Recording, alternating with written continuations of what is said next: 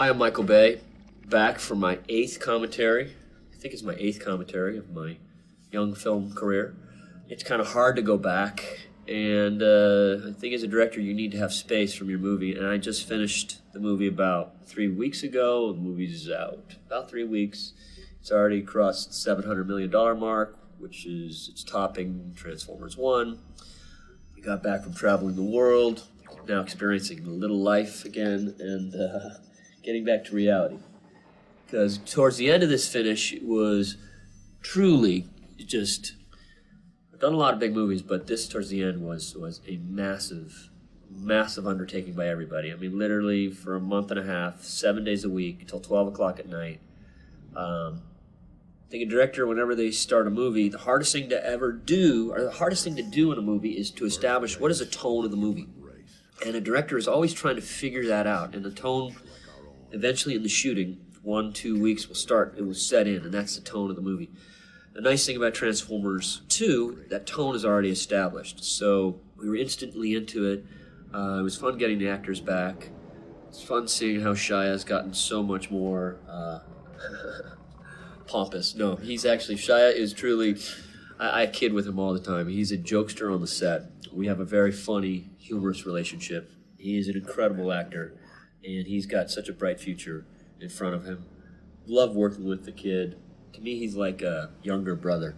Sometimes he gets a little ornery, but that's just Shia. He's a little grumpy. He's like a little old man. He's like a little 75-year-old man in like a 22-year-old body. Hi, everybody. This is Roberto Orsi. And this is Alex Kurtzman. And together with Aaron Kruger, who should be here, the three of us wrote the screenplay for what you are about to watch here, Transformers: Revenge of the Fallen. Maybe we should start in talking about how we came to all wanting to make this movie together. The first movie was an odd experience for us because we were genuinely unsure about what to do with it. And Steven Spielberg was extremely helpful in locking us in on the idea of a boy in his car. And that was something that really resonated for us because we felt that that was a story that could exist all on its own without the introduction of the robots.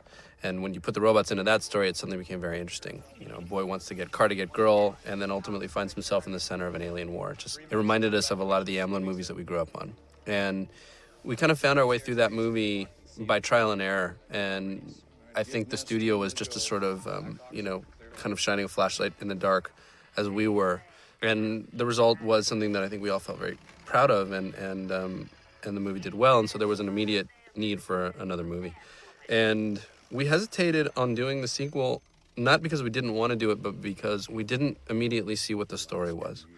And obviously there was a need to go quickly, but it's very tough for us as writers to jump in on something that we don't see right away. So we spent a lot of time talking about sequels that inspired us as kids and the kinds of things that we loved. And, you know, the movies that kept coming up for us were movies like Empire Strikes Back and Superman 2 and Aliens.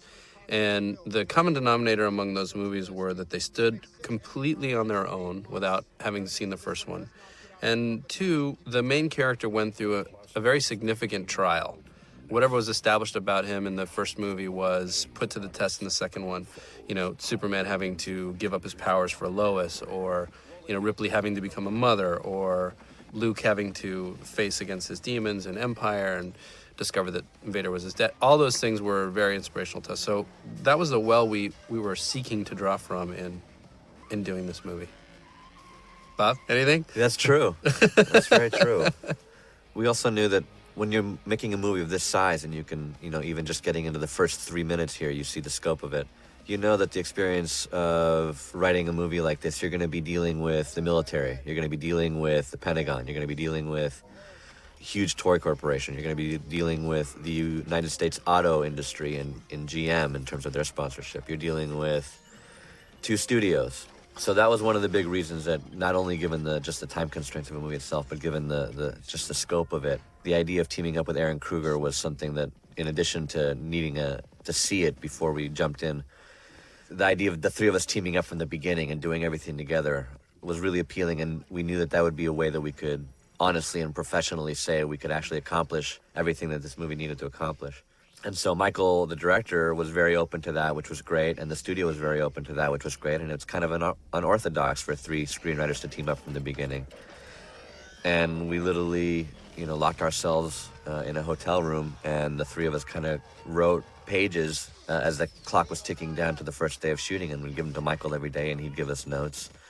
It was just almost like being hunkered in a very nice bunker, admittedly. Michael got us a nice hotel room, but but we were nonetheless imprisoned there for 3 months. So we'd ordered as much room service as we could, and just cranked it out.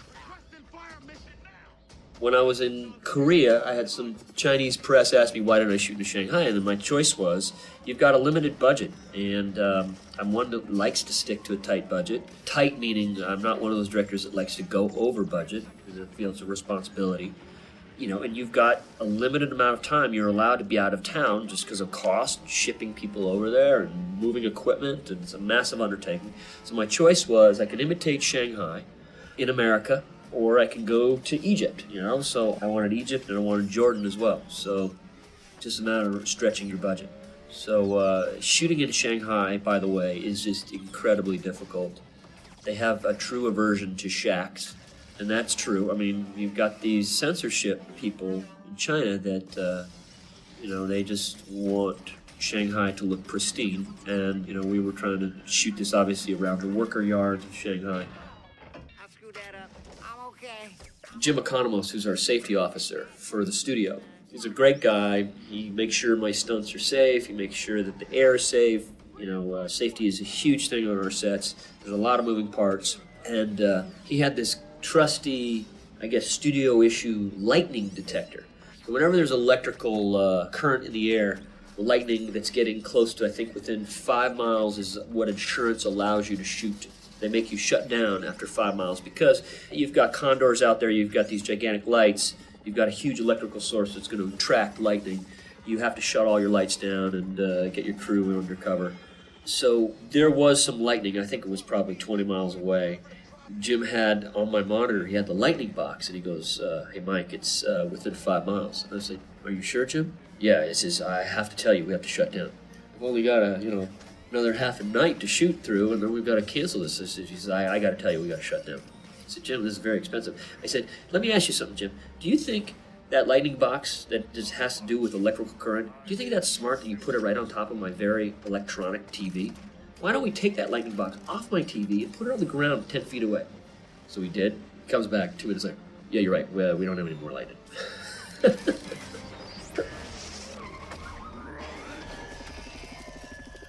I'm going to show you this shot. There's a problem with this shot.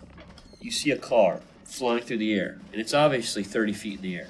Now, when you do these things, these are called cannons, and normally you could do it with a driver inside. He's caged in this special type of box that's got Lexan and whatnot, so it completely protects him as he will spin and flip and whatnot. Now, we used a remote car this time.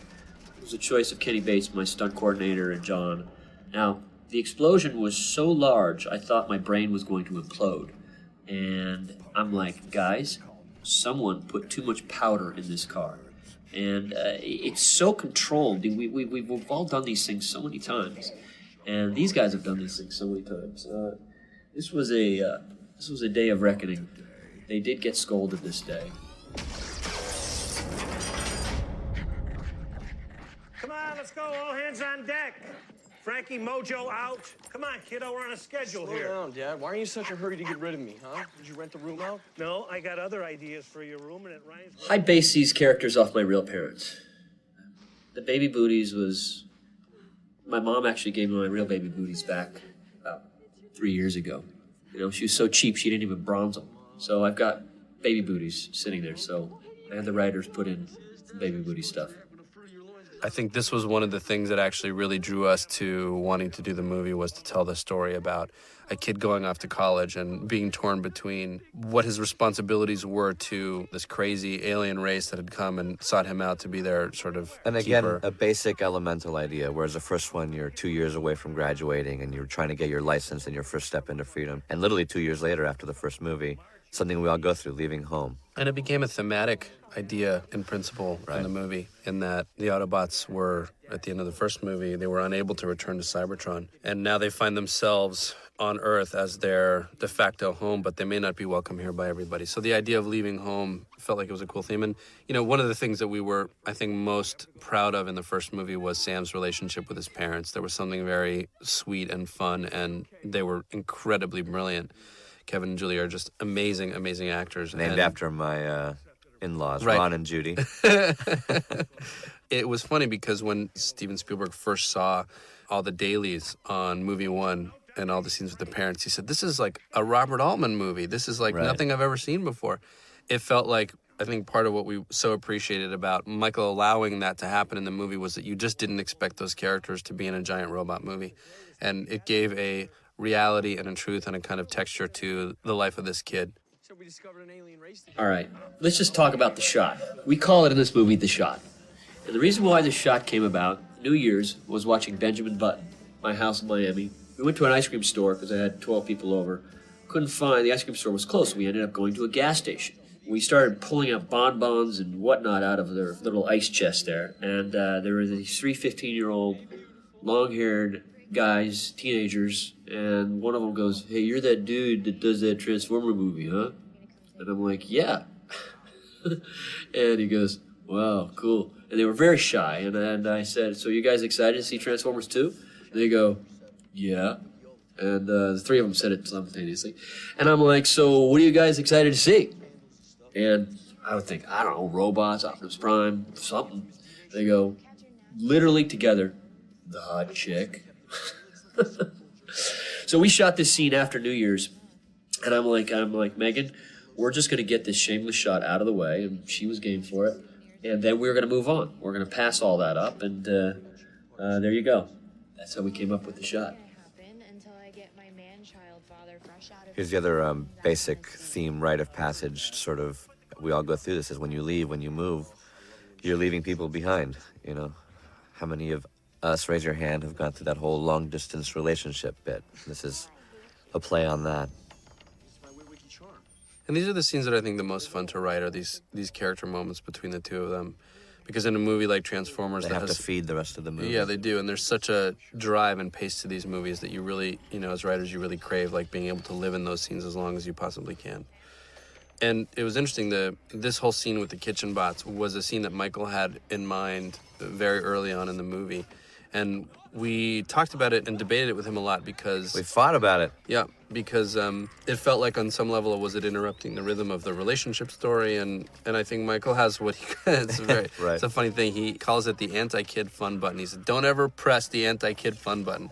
He's got a really amazing compass for when kids are going to like an idea. And it was interesting because certainly I think sitting in the theater and hearing kids respond to that, to the kitchen bots, which we had debated with him about, they really liked it. So, And yet I would still argue we could have cut this whole sequence and put story real estate elsewhere.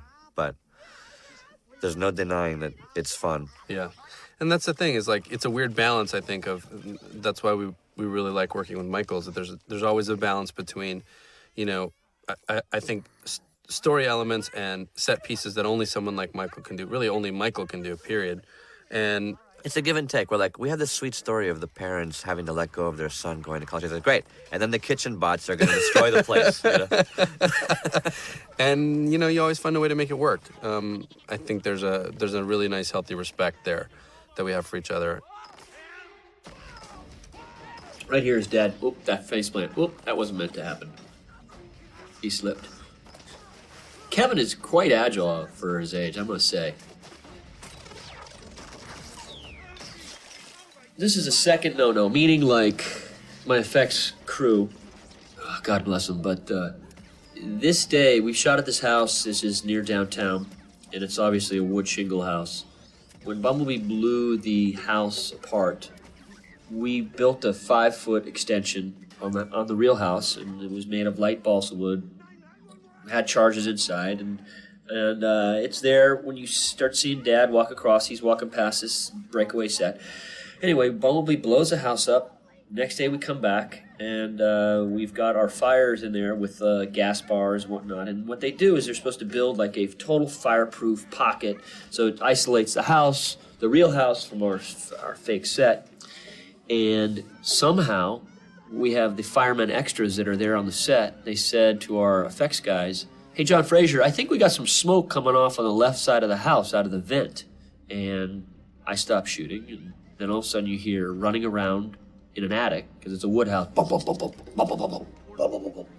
And then I see a guy getting up on a ladder, and then I hear the guy, Jim Swam, yell, "Someone give me a fire extinguisher!" Then we start seeing more smoke coming out of the right side of the house. Then I'm like going, uh-oh, this isn't good. This is a real house. This woman, I gave her my word, and I'm always very good with locations.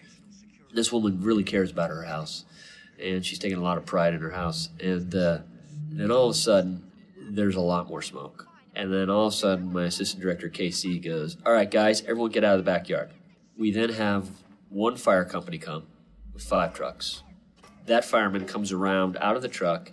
He doesn't want to talk to anybody because his idea, he wants to assess the situation, and he comes around the corner and he sees his blown out house. So it looks like there was an explosion in the house, but he didn't know that was part of our set, so he thought something blew up. About 7 minutes later, we now have, I'm not kidding you, 27 LA Fire Department trucks there. It's like they call it a 5-bell fire, which means they have 5 gigantic fire departments there.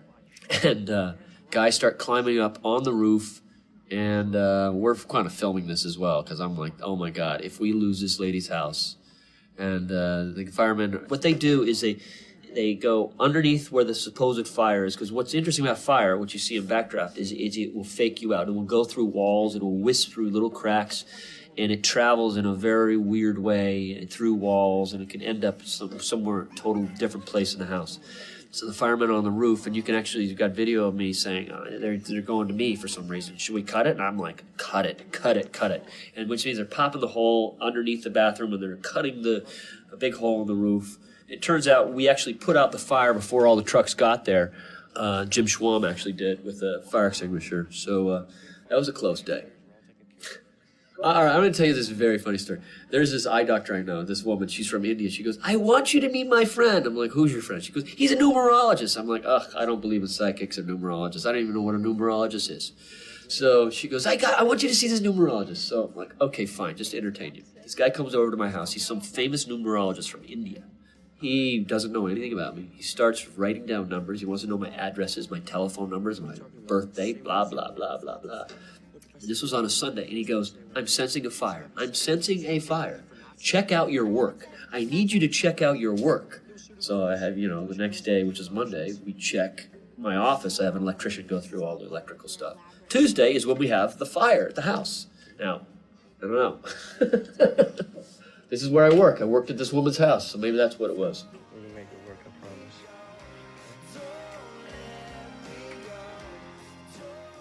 This, I Love You Runner was kind of a late addition in our writing phase. You remember that? Was it late? Yeah. There was no late. We had 3 months to Yeah, write it's true. this thing. Late being week 2 or Thursday. something. Yeah. But what was happening was that we felt like there was some through line missing between them, like a way to carry their... Just to connect it all. Yeah. Like, how do you... What's the line What's that... the arc of when you go away and Right. you leave and you're going to try a long-distance thing or not? And And it felt like, at least by our thinking, that there was some organic rationale to the idea that they had not fully committed yet to I Love You, and that was going to be the journey of their story. Well, and they're splitting, and he's going to be tempted in college, so we were heading in that direction. Yes, you need to establish kind of what it is that he stands to lose and what his temptation is going to be.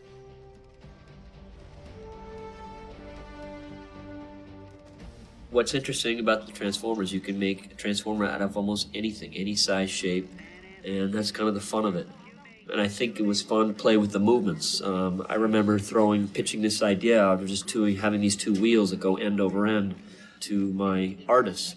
And then I'd work with the artists simultaneously working with Steve Yamamoto, my previs guys, and he would take just the raw form, a raw shape, and I said, let's work on just the motions of these things. So early on, before doing animatics, he would do animatics of just different movements of what we could create. And so That's kind of like a fun experiment period for me, and when we're starting to create the movie. It's a little different than you would think a traditional movie. A traditional movie, you would think, okay, script, you've got the script, now let's work on the art, let's develop, and prep the movie. Whereas we knew we were going to shoot this movie, we had a date, I do it all at once. I start drawing the robots, and I start prevising stuff, so that it starts all three things at once, and it kind of helps feed the script. And what's interesting, without having a script, you can get artists to start from a raw blank page. You basically are a blank slate. You say, okay, let's start creating just interesting robots. There is no story right now, and it makes a much more free-form way to start creating the movie. So it helps inform the story. Once you give artists, and I had a team of, I guess, 15 artists, and then I had 3 previs guys.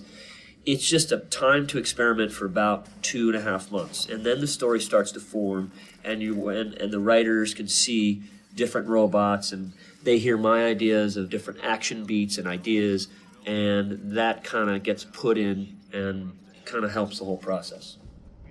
And this was I think one of the things that we talked about early on with Michael was the sense that there was going to be a sense of a real military credibility to the way that the Transformers had secretly been integrated into the world, and that, if you show them at a base and you show that there are true protocols designed to protect them and keep them secret, and you play the scenes with the military, the briefing scene, just as you would in any kind of typical military movie, it would make everything ultimately, again, feel more real.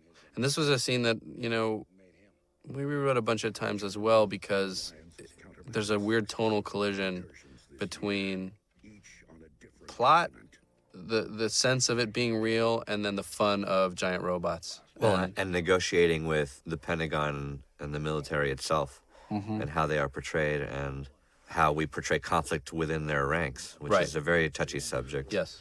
And also while doing it, with this animated element of the Transformers. Yeah, we actually thought that they were going to kick back very hard. They've been very good to us. They were, and we thought they were going to kick back very hard, just on the idea of, a guy who had come in, kind of a suit who'd come in and ended up not only kind of taking over a major military aspect of the movie, but, as Bob said, dissension among their ranks. And they were wonderful in that they said, look, the key is that you have to portray us as accurately as possible in the context of the story, and you have to make sure that the reasons for Lennox and his team ultimately going rogue are right.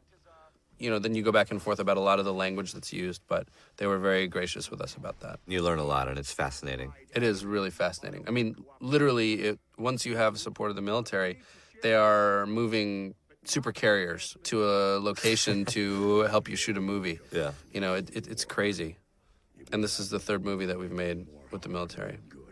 Yeah, I remember in the hotel room with Aaron, it's like, okay, we'll get started on Act 1. You figure out where to move our super carrier battle group. Are we going to sending it to San Diego? Yeah. I love the blocking of this scene. I mean, it really is one of those, again, major credit to Michael in that you kind of sit down to write a briefing scene with a giant robot in a hangar, and you're like, what is this going to look like? And building that scaffolding and then getting the camera to be able to move through that space that way it just gave it so much dimension in life. I think that's one of the things that we really appreciate about working with Michael, is that he immerses you in the feeling of a world in a very unique way. And just to reiterate, when we say we, Aaron Kruger, who simply isn't here because he's not the kind of attention-grabbing egomaniac that you and I are. Yeah. And he doesn't even live in Los Angeles. He's one of those amazing screenwriters who's got a secret identity as a screenwriter in his town because flies off. This was definitely one of those scenes that I'm having bad flashbacks right now, just because the balance of all the information and making it track, and we kept sort of asking ourselves, is this a scene that people are going to want to live in for very long? And yet what do you need to know? What do you need to know? And yet it's totally required, because the choice to start a movie in the middle of action requires you to come to a point, somewhere in Act 1 where you backfill the audience on what's been going on. It's the price that you pay narratively. So luckily, we have Optimus Prime there. Right, you do have a giant robot that giving you the helps a little information. bit, yeah. That is always a nice little card to be able to pull. Definitely credit Aaron with a lot of the kind of thrust behind Galloway. He was Aaron was very early on in the process said, we're going to need a Galloway in this movie, and here's what I think Galloway needs to be arguing. His argument needs to be that the only reason to justify the reemergence of the Decepticons is that they're here to hunt the Autobots, period. And hang the whole, like, we want you to leave the planet on something like that. And again, the idea that they may have to leave their new home. That's a good question. This is one of the scenes that I think before we even had a full story, knew we had to write. The scene of your parents dropping you off at school. Just knowing what Ron and Judy are capable of and how they were in all the scenes in the first movie. We've all gone through that experience if you've gone to college of, having your parents drop you off and the weird, like, mix of embarrassment and longing that you feel and knowing that they're going to leave you on your own for the first time. We all know this moment for people that have been to college. When you meet the roommate, I remember this day when I went into Wesleyan University, meeting my roommates. My roommate was a deadhead. I didn't know what a deadhead was, because I'm from Los Angeles. I just didn't know what a deadhead. But I met my roommate, who turned out to be a very nice guy. He was a deadhead. It was not fun when the Grateful Dead actually had concerts in Connecticut, and he had no less than 20 deadheads sleeping in his room on the floor. I remember I had to go into, because I had the inside room, the double room, and the stench of, I don't know what they were smoking, was wafting into my room, and I had to get into my room, but his head was, like, in my doorway, and I had to get rid of that stench, so I had to slowly push the door against his head and push him back into the other room to shut the door. Anyway, so college, this brings me back when you meet the roommate. And Ramon Rodriguez is a new actor. It's on the scene, I guess. I found him after looking at so many people. Yes, it was true. We were considering Jonah Hill for this role. But, I feel this worked out really well with Ramon. He was the cool guy that could go on the ride, and he was the audience member. He's the audience for, like, experience Transformers for the first time. So he's basically like in Transformers 1, he's that kind of vehicle that the audience can experience what is the first time feeling from when they saw these things. What I like about Ramon is he does have a real kind of natural way about him. He's cool. He's a very mellow guy. He got along with Shia very well. So it felt, through rehearsals, it just felt like we were able to kind of play with this a lot. And he works very hard as an actor. The chemistry between Shia and Ramon was very good, and especially the chemistry that he has with John Turturro. Slightly jumping ahead, although it's set up here, we knew that we were going to bring back Agent Simmons. And the tricky thing was that we knew that Simmons couldn't really come into the story till quite late, given everything that needed to happen. And yet you needed to find a way to connect him organically so that when he showed up, it wasn't just a total shock. And that led us to the idea that it would be great if Leo had a rivalry with another website that scoops alternative news, and that would be something that Simmons had been doing. He's an insider within the website. And, the idea was to build on, he was obviously a paranoid alien hunter in movie 1, so if he had since been fired, what would he become if he were out there in the world? And that led us to the idea that he was he was Leo's rival. There are various people like that who've written books who claim to have been working in various classified places, like Robert Lazar. Mm-hmm. The humor is what makes this movie accessible to everybody, and that's how you have such a gigantic age range to see this movie. And that's what makes it more of a 4-quadrant movie, from kids to older adults. I mean, my thing is, I think this movie brings a kid out in you. Yeah, they baked it with reefer in it. No, it's... Yeah, no. please give me... Hey, it's my cheat day. I can eat what I want. I'm gonna freak out. Please do something right now. So here's another one of those fun compromises where, like, we'll keep it subtle, innuendo, It'll be like, these are green brownies from these nice Hawaiian kids, da-da-da. And then improv takes it to, Judy, it's reefer. Some might say steps on the joke, others Some might say crosses the line, others might say, we just say it's symbiotic compromise. Now, we had a whole scene here between Sam and Alice, and we had a lot of conversations with Michael about, I think we had ultimately different kind of philosophical approach to the way we were going to play Alice, but the idea was ultimately that if you established Alice as this essentially sweet girl, at the beginning of the movie, you would not see coming what was coming, and that she was able to engage with him, and it was a much more subtle thing going on there. And a much more genuine threat to Michaela that way, in a Right. way, from one point of view. Now, Instead, she shows up immediately as a Sam Humper. as a sultry vixen Terminatrix. Yes. But,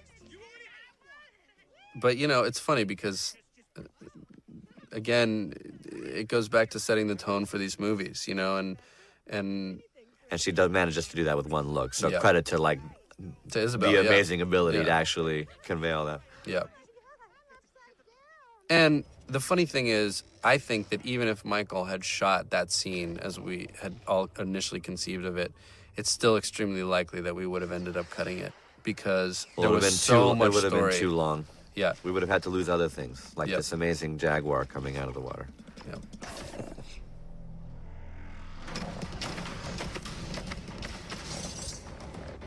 This rabbit scene is really, I love this scene. Just, I like the stealthiness of it. I keep going back to why Transformers can be creative and fun for a director, because it's like, okay, well, how can we get into this vent? How can we make something so small? And of course, why not have little ball bearings that go down that are little micro robots that form into a thin little robot? To me, it's just a very fun scene. Right here with these little balls right here, this is a magnetic floor where we had magnets, and I'm actually controlling some of them underneath this floor, controlling this little ball bearing. It was truly one of the more fun scenes to shoot in this set because we had this 10-foot magnetic floor, or actually a steel floor with magnets underneath our floor, so we were able to control all these ball bearings. We kept trying different ways how to get these ball bearings to flow around, and every crew member had a different thing. It was like we felt like we were kids when we were shooting this scene. I think this is a great shot the Digital Domain did. Took a lot of work. A lot of work.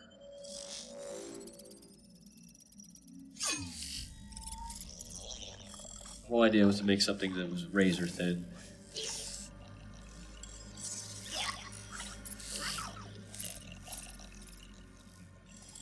pretty funny, when I did the previs, I showed it to Steven. Steven loves to see my previs. And he saw it, he gave me a high five. It's funny. Yeah, Steven loves previs. I mean, because we talk about this as director to director. It's just, this is our time to play. This is our time, and it costs nothing to do it. I mean, it's very, very cheap, and so you can play on your make-believe set and come up with shots. It's just it's a freeing tool. It really is. I think storyboards are a thing of the past. Storyboards, crews just don't look at it. They just don't compute. Whereas if you actually see a cartoon, and you've got music to it, and they can see it in a 3D world, and it's like, it's just much more, it's easier for all the departments to pick out what they need to do. It's easier for the camera people to figure out what are going to be our marks going around this thing. You can count it out. You can do real time. I mean, previs, you can actually, how much distance you're covering. So if you're doing a car chase or you're doing a car coming around a turn, you can have the car going 30 miles an hour, 50 miles an hour. I mean, it's very scientific in terms of, I guess your simulation.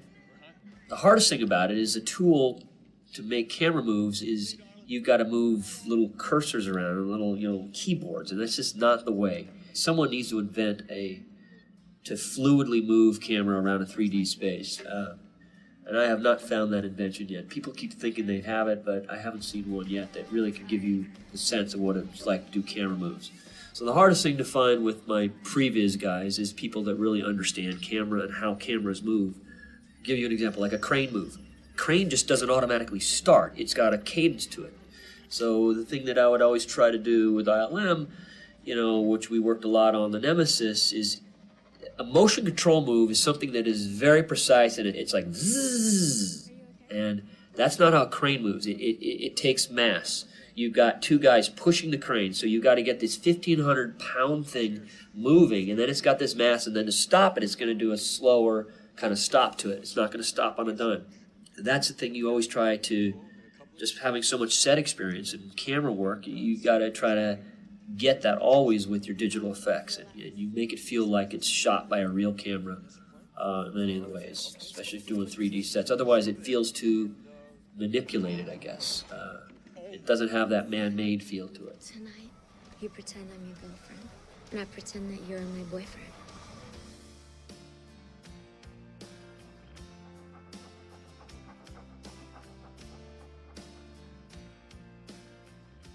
Hey! Who drove the freaking yellow Camaro? Huh? There's a car on the lawn!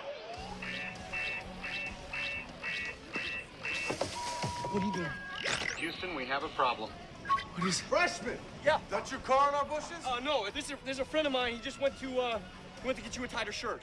There isn't a tighter shirt. We checked. Now how about I park my foot in your ass? What size shoe do you wear? Yeah, oh, you want Hold on. Whoa. Oh, you want me to try it? I'm back it up right now. This is actually Psi U. This is my fraternity I was in. That's not the chapter house I was in. That's a UPenn fraternity. Honestly, we never had women like this in my fraternity. Guys, it's summertime, okay? It's summertime. You know, I keep remembering those boys back in Florida. But you know, we never had girlfriends like this either. This is where I sent a little email to Ben, who I love. I love working with Ben Saracen. He's my DP. He's done a lot of commercial work. But movies, you need to be a little bit more controlled. You just absolutely do. You just have to be more precise on your lighting. And the thing that I'm always critical about is making sure that there's always a pop in the eye, because that is a window to the soul, and it's something you can't add later. Commercials, you can get away with murder because you're working on TV, which is a brighter format, and you're able to push things a little bit more. Film is much less forgiving, and there was just a little exposure issue. And it's always easier to add a little bit more light, because when we go to the digital process, we shoot it on film. So now it's on negative, okay? So you've shot on film. You now take that negative, you scan it, and now it's in the digital world, where we now have full control of color, of contrast, of the highlights. You can bring up darkness, you can crush things, you can make things darker. And it's always helpful to have a little bit more light on that film, because I can always bring it down in the coloring process. And it's sometimes DPs don't understand that final process. So I sent him a little love note, say, Ben, next time we work together, a little bit more light in the eyes. So there were a couple issues on this movie, but I think Ben shot a very rich negative. I thought he was very good at speed. He kept up with me. Great guy, never lost his cool. That's what I love. He's Australian, but he acts English. He lives in London, so DPs, it is tough for them to keep up with me, but I have a DP background. I'm very involved in lighting, setting up all the shots. But I help make it easy for DP, because I'm not one where I go away and you figure it out. I'm there on the set helping them figure it out, and my thing is I just like to shoot. I like to shoot, and there's nothing more dreadful directing than waiting to shoot. I like to keep a good pace. It's just thing I like to do on my sets, and I think a lot of people appreciate that. Actors and crew, and it's a lot of high energy. I do, but I am not some alien ambassador. So this scene, for example, was in 7 other locations before it landed in this order. Sort of the moment when you choose cut to the Decepticon storyline, And you have to sort of see it to feel it. Yep. It's hard to. That's make a very decision. tricky. And we're aware of that as we're writing even the first drafts, and know that things are going to be movable. I remember once we got advice from Michael Mann, who said you write the movie 3 times. You write a movie when you write the movie, you rewrite a movie when you shoot the movie, and you rewrite a movie a 3rd time in post. And that's never been in the editing process, and that's never been more true than it was in our experience in both Transformers movies, because I think we are pretty brutal with our dialogue and our scenes when we're cutting, and we're not precious about it. We try not to be precious about any of it, and yet you want to protect the things that are emotionally important. The flow of the structure ends up really dictating the way that an audience experiences the story and the emotional story of the movie. Now here is the USS Topeka. Interesting about this, I had my little iPhone when we went to go shoot this sub, the USS Topeka, and dock at the San Diego Naval Base, and a guy with an M16. It's a very secret base, by the way. I mean, these are nuclear subs, and it's in a cove protected, so you literally there's no way for anybody to see the subs in the base. It's in a protected cove, and there's a guy with an M16. As I'm taking my little iPhoto of me being on the sub, I'm having me standing in front of the sub, and the guy comes hauling ass, and he's like, "Put that camera away! Put it away! This is a nuclear sub. That is top secret." Looking at that periscope. The periscope's top secret. Well, apparently, somehow they allowed us to shoot the top secret periscope. So I guess it's not top secret anymore. I think early on we knew we wanted to obviously get Megatron back. After the first movie, you spent a year, and anyone who knows that you worked on it will say, "Oh, how's Megatron coming back?" Sure. And you just realize everyone just wants to see him back. Even though in our minds we're debating it. We're like, well, should we really bring him back? Yeah, no, there was no world where Megatron didn't come back. Yeah. Oh, that reminded me. That's right. I was going back to the Cube and Megatron's death here at his resurrection. Many fans, diehard fans, a contingent of them complained that it should have been Optimus Prime who ultimately killed Megatron in the first movie.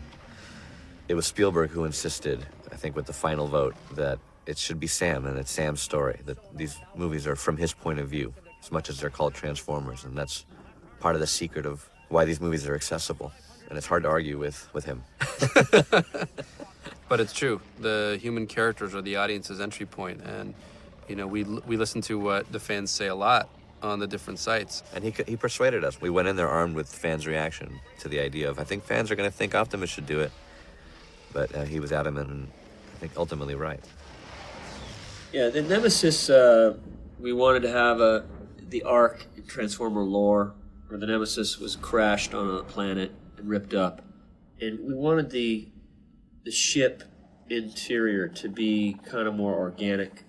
And as you can see, these gigantic forms that are coming from the ceiling, they're actually taken out of, I was talking before about like microscopic bone fragments and different type of bone that's been, when you go into different bones, you can see some of the vein stuff that's kind of hollowed out, and different gigantic parasites that were blown up through a microscope. And this was kind of the art that informed us what it would look like inside. And then putting in all these little babies, and it was a lot of work to get this scene. It's a totally CG scene. My master failed you on Earth. The all-spark is destroyed. What I really liked was we kept trying to put in different light sources all through here to make it kind of wrecked and dilapidated. And really, if you look at the sheer, if you slow down these shots and just the amount of detail that's put into the backgrounds and the vines and the wind blowing in the background and the drips and the mist and the little speckles that come in front of the lens, everything to screw up the image, it just makes it feel more real and gives it atmosphere. For millennia, I have dreamed of my return to that wretched planet. And you see, you're just pushing through this little dolly and just getting these highlights that using the lens flares. Anamorphics has beautiful lens flares, and that's always been my thing with these effects people. It's like you've got to put in these gleams and for the light just to make it feel like it's real and like it's photographed. And I went to visit James on Jim Cameron. We were doing our last day of pickups on this movie, and he was actually next door doing Avatar. And I walk onto his set, and he's always very nice to me. But James, I was looking at his set, and it's like literally I'm just doing some reshoots, and I still had more people. I mean, we're doing small shots, but I still had more people than he had on his little set. And but he had this massive, avid video console with computers up the wazoo, and he stopped, he jumped out, he said, "Michael, I have to show you the scene. I've got to show you the scene." And I'm like, "Jim, this is probably a very expensive time." "Oh, I don't care." Here, he says, "Come on, guys, go back to the he was showing me some stuff from Avatar," and I love how Jim talks to me. He's so scientific always, He goes, he was talking about Weta. Instead of like a normal guy would say, Weta's got some great facial animation, great facial stuff. He said, "Oh, Weta's got some great algorithms." Now I'm thinking, okay, that's an interesting choice of words. That's what I love about Jim. So, you know what? ILM, Jim, has some really good algorithms too. Likewise, Digital Domain, some of the best water algorithms out there. Young man, there are no questions until I've reached... Okay, Rainn Wilson right here. All right, you're not going to believe this. This is taken off from a professor of mine. I can't tell you his name. Wearing leather pants, no kidding. He would always pick up on the ladies. And he had that little beard going. And this is taken off of real East Coast professor. My film professor, Janine Basinger, who's actually, she's the dean in this shot, I had to put her in. She told me if I didn't put her in, that she was taking my name off a building that I donated to the school. She walked into this set. She goes, oh, that must be Joe, whatever. I'm not going to give you his name. But she knew exactly what professor I was talking about. Rainn was quite fun to work with. I wish we could have made it a longer, funnier scene. It really used his comic ability. Anyone else care to have some sort of mental breakdown?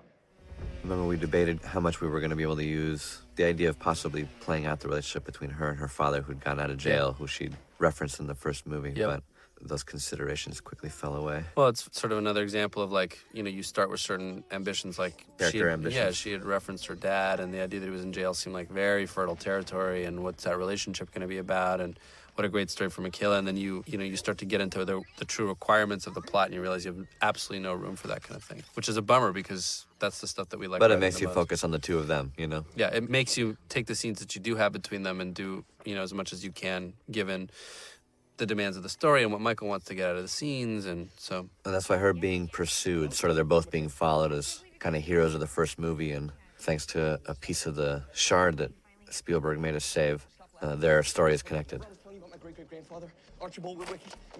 What I like about Shia, first of all, is his physical ability. But on a scene like this, he's willing to just go the distance and just make a fool out of himself. And it's kind of, he's like a throwback when he can play his kind of crazy comedy. He's like a throwback to an old school actor. And to me, that's just his charm of Shia. He's able to take it to another level, especially at his age. Do you have it? Wheels was another character that on the page was nothing like what he is on screen. He was, I'm trying to remember what the voice of this character was initially. I can't even, we went through so many different versions of it. And then we cast this incredible actor, and he started improvising stuff with us in the when we were doing the recording, and brought incredible life to it. And that's actually one of the amazing things that happens in these movies, is that you cast actors who are good at improv, and then you end up sending their best selects to ILM. And ILM ends up, and Michael will sort of mark the selects that he likes the most. You know, I like this line, I like that line, I want to cut it together this way. And then ILM will end up animating to a particular line. And what happens as a result of that is that the robots feel like extremely conversational and spontaneous. And it all has to do with the improv. Oh, that's my eye, you crazy bitch! You gonna talk now? For the record, not my favorite line. Alex is a father. He's got a 3-year-old, and he's become very sensitive to the smut and the filth that we write. And again, I mean, when I say we, Aaron Kruger is not blameless.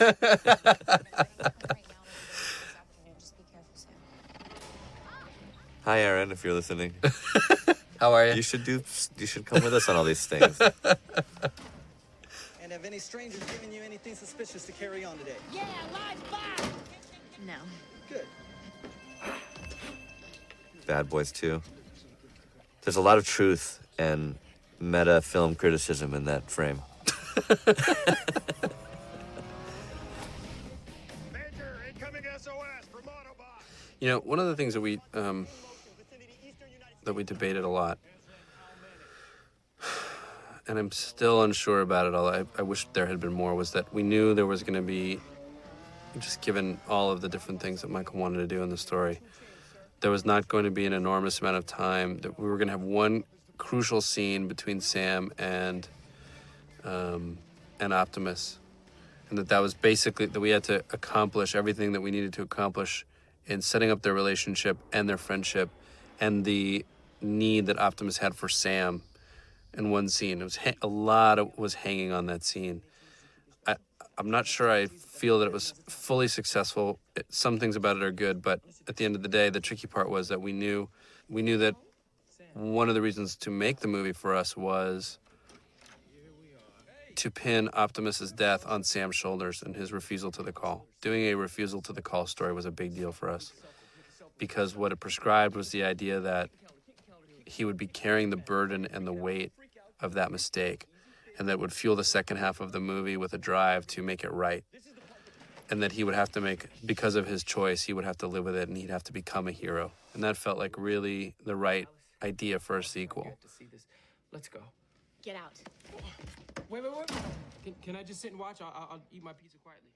It was a big directorial challenge to make our new to the movies new Australian actress, who is quite beautiful, to make her mean like an animal. It was something I think it was more than she expected. So I had to get down on my hands and knees and try to imitate, like I was growling like a mean tiger, of what I wanted her to do. It wasn't really described so much in the script.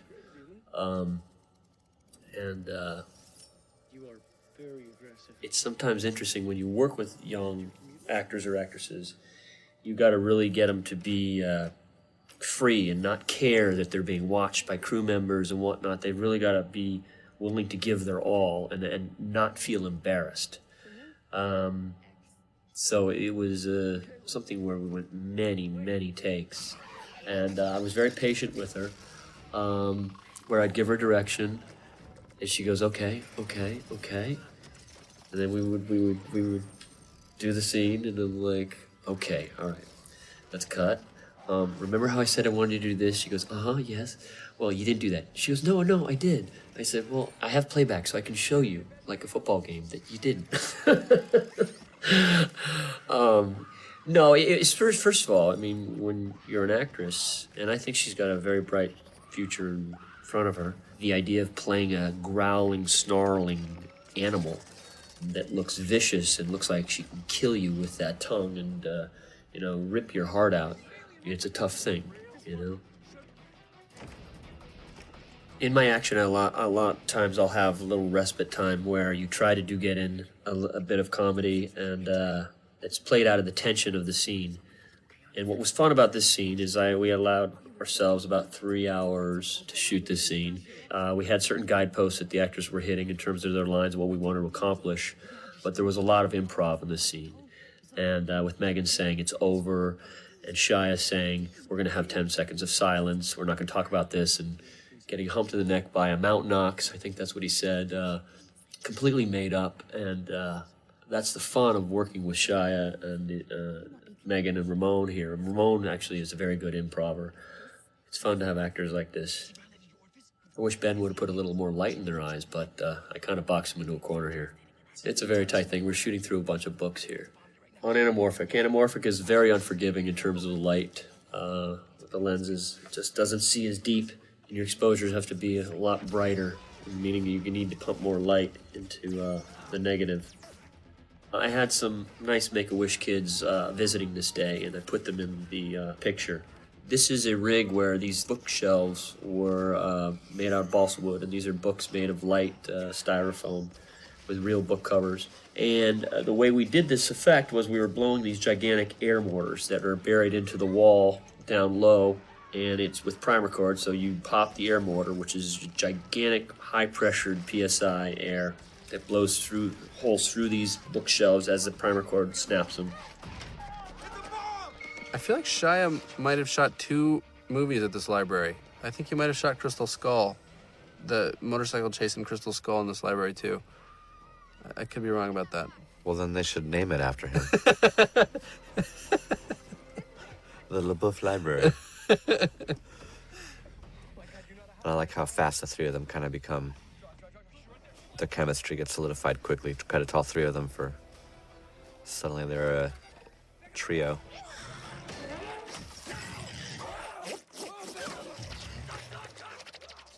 we go from the library, and then we go from this car thing, and they have their bit of their dialogue, and Leo is being the audience member, where he is on the ride, realizing, seeing these Transformers for the very first time, and then we go from the helicopter to them flying through the air, and then getting dropped through the roof of the foundry, and then landing down with the car crashes through, hitting the airbags, and then the car is ripped open by Starscream, and then we meet Megatron with Shia.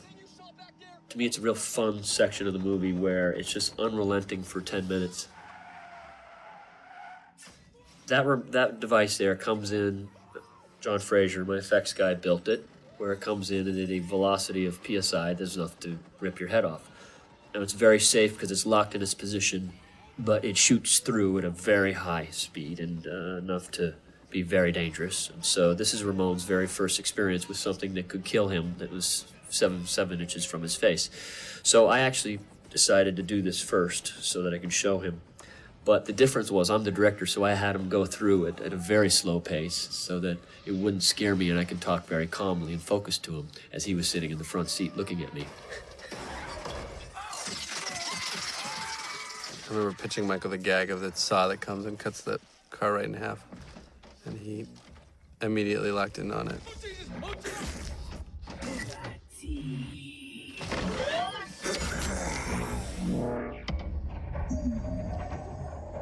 Come here, boy. Closer. Okay. You remember me, don't you?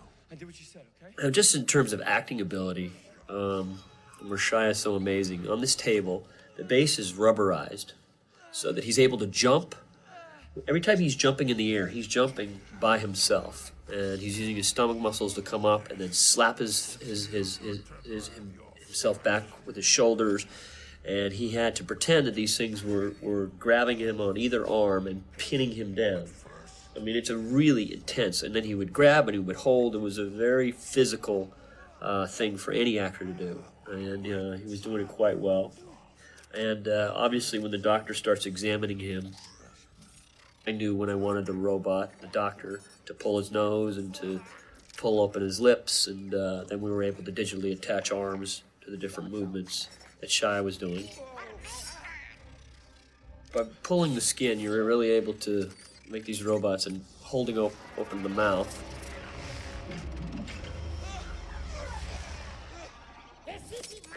So like this thing, with the thing crawling in his mouth and nose, we'd give him a count where I had him feel like it's piercing into his brain and going up against his nasal cavity and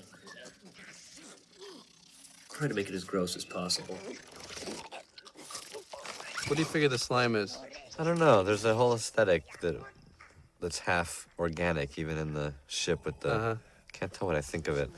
These symbols can lead us to the Energon source. I think Michael modeled the doctor after Joseph Mengele. I think he liked the idea of him being like a Nazi? A Nazi, yeah. What does he mean by my brain? So not only does he have his own memories in his mind, he has the wisdom and the information and the language and the history of the cube within him. And the wisdom and the knowledge of the cube will lead them to what they need in the third act. Which is what? Do you want me to give away the whole plot now? Or? The Matrix of Leadership. Yeah. I read a few reviews that are like, and they ripped off the Matrix, even though... Oh, just because of the word the Matrix, yeah. Even though the Matrix of Leadership was around long before the Matrix, everybody. 22 years ago, the Matrix of Leadership. Yeah. More than that.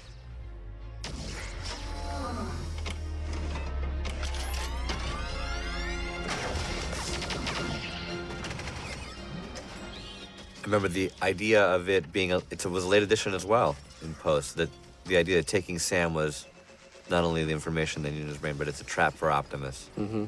And that, again, was a way to, even though we didn't have time to spend as much time between Optimus and Sam as we would like for character purposes, you connect them and sort of imply their friendship through the bad guy's plan. You know, Optimus is here fighting because of Sam. So, putting together an action scene like this, we scouted this forest in New Mexico, owned by an Indian tribe. It gave us a section of the forest that we were able to, like I said in the past, we were able to destroy about 12 trees, but we replanted about 6,000. It's a service that you pay for, like a reforestation service. And I must say, as being an animal lover and a nature lover, it was quite hard to see us dynamite a few of these trees. So we tried to pick the sicker of the batch, and ones that where they were going to make a road to not feel as bad. But anyway, to try to set up this gigantic, massive action scene, you know, I had big roadblocks of what we were trying to achieve here. But there's a lot of, you know, to choreograph a fight, it's virtually impossible until you have all your plates strung together. So it's you kind of know where you want your fight to go, and you know some of your big signature moves you want to do, but you've got to shoot plenty of stuff so that you have latitude with your imagination when you're in the edit room to come up with this fight and come up with these smaller moves that will get you to the next shot. You know, I like the underdog aspect to the scene, and what I call the kick-ass moment, which comes here. Such as scenes such as that one, where Optimus flies through the air. That's obviously pre-planned. I kind of knew that was one of my signature shots in the movie, or in that scene. And so you can see that we rigged certain explosions on the ground to hit certain timings. It's sometimes as simple as to know with the camera, for a camera operator, sometimes I'm operating, to have just a small little sandbag or a small tennis ball, where you throw it up and you use the gravity to see how fast something is going to fall down, so that you can follow it, so that it's you can count out how long something's going to fall, like a second count, you know. So what we'll do is we'll mark where certain robots are going to be falling, and then they're going to be kicking up and over and then landing here, and it's a count thing, and it's just it is kind of crazy making, because there is nothing there, and you have to use your imagination, and you as a director, you just have to believe that something is there. When I operate through the monitor, or I'm watching the monitor, or I'm operating, I pretend I am seeing them, and sometimes it's so much more helpful to even just have a cardboard cutout, or we had this blue head that was basically the life size of Optimus. If you lay it on the ground when he was dying and calling for Sam to run, just have something there helps you so much more. So right here we had a head, was a foam blue head that we were able to frame up on and move out. What was interesting, it was funny when I've gone to many of these movies or these different screenings, I would see the little kids looking at their dads like, wait, what just happened? What's going on? Did that really happen? Credit to the whole production for coming up with sort of a really different palette for this movie, from the sand to kind of the East Coast, technology in a forest fight. Mm-hmm. Shanghai at night, sort of a difference from LA. And then, of course, we'll get to Egypt in Act 3. When we were cutting the movie, this question of, well, where the hell is he and what's he doing, it really came home to roost. You could feel that there was a very strange lack of presence for a movie that was literally, that had titled after the bad guy. Like, where the hell is he? This is not around. And we were stuck with this kind of question of what we were gonna do about it, because it had not been built into the writing at the script level, which was our fault. And this, again, is another advantage of being able to do so much rewriting on these movies, because the robots are not actually in the scenes. It struck us that, in fact, maybe there was a way to tie it into Optimus Prime, and that the reason that the Fallen could not return to Earth is because he could only be defeated by a Prime, based on the mythology. And as long as Optimus was still alive, the Fallen could not return. So suddenly that organizing principle became kind of a good drive. And we ended up recutting the movie around the idea, rewriting all those scenes to include this idea. And it ultimately set up the ending too, in that if you've got a bad guy who clearly nobody can defeat, the only way to get him defeated is by resurrecting Optimus Prime. So it actually dovetailed to the other reason why we wanted to tell the story in the first place, and it was just something we found in post. Sakes. I'm not impressed with your perverted mouth breathing.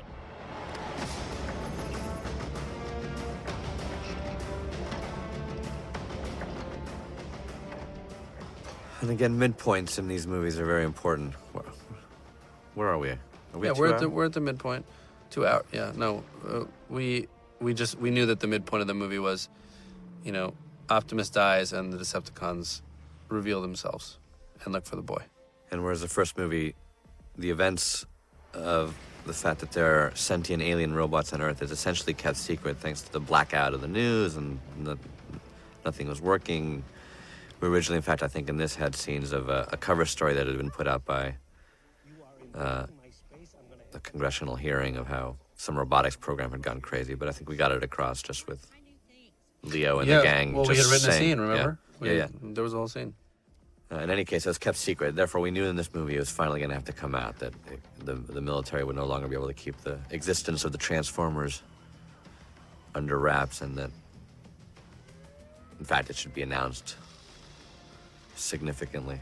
We debated with Michael a lot what this reveal was going to be like, because Michael very much did not want to do a War of the Worlds kind of aliens reveal themselves to the world thing. And even though we were arguing how different it was. But he really felt like he didn't want to tread on the same ground that Steven had tread on, which I understand from his point of view. And yet the logic of the story required it in many ways, because the aliens stepped out and then asked, for the world to basically go find this fugitive Sam. So, again, a lot of this stuff was created in post to bolster that story.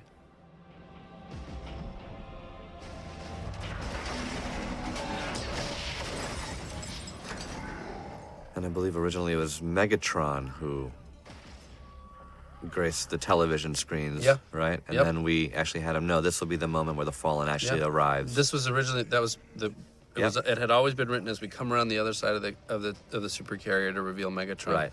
And then when we all made the decision that no, the Fallen needs to arrive the Prime at the midpoint. is gone, exactly, then the Fallen arrives. Yep. And this was a tricky thing too, because we knew while we had such an organic reason for the parents to be in the first half of the movie and that they were saying goodbye to Sam, we didn't have as organic a reason for them to be in the second half of the movie. So we spent a lot of time thinking about, and yet we knew the audience would want them there, and you certainly couldn't just have them disappear from the story altogether. So the idea that they were taken as bait for the third act felt like it was the best use of them. And I think this also may have been the idea of broadcasting. We had a version of this in our first draft with Megatron, actually, of the first movie. Of the human eye, your leaders have withheld the truth. You are not alone in this universe. Voice of Tony Todd, who we worked with before, years and years ago on Hercules and Xena. But no more. As you've seen, we can destroy your cities at will. Unless you turn over this boy.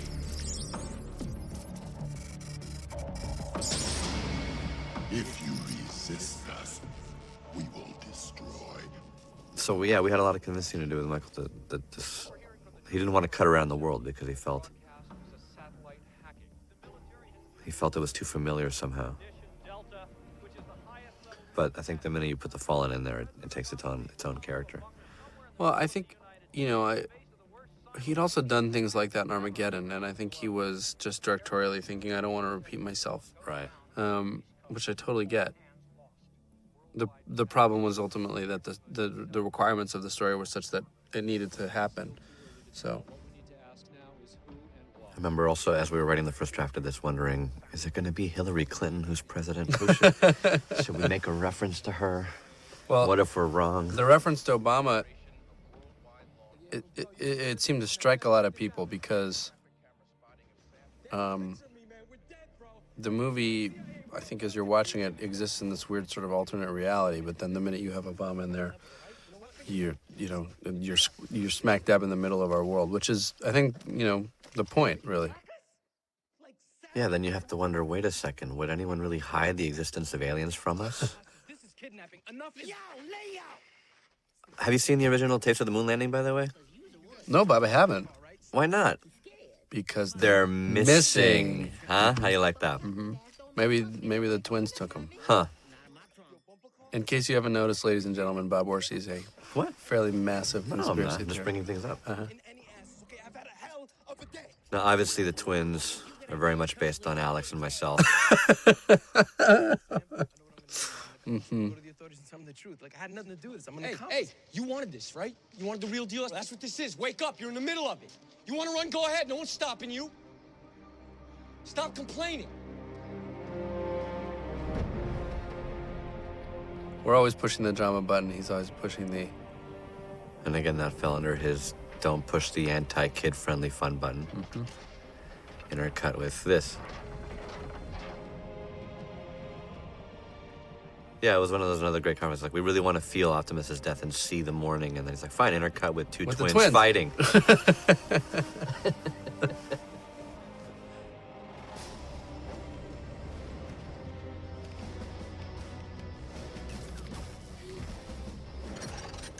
is the meaning of this?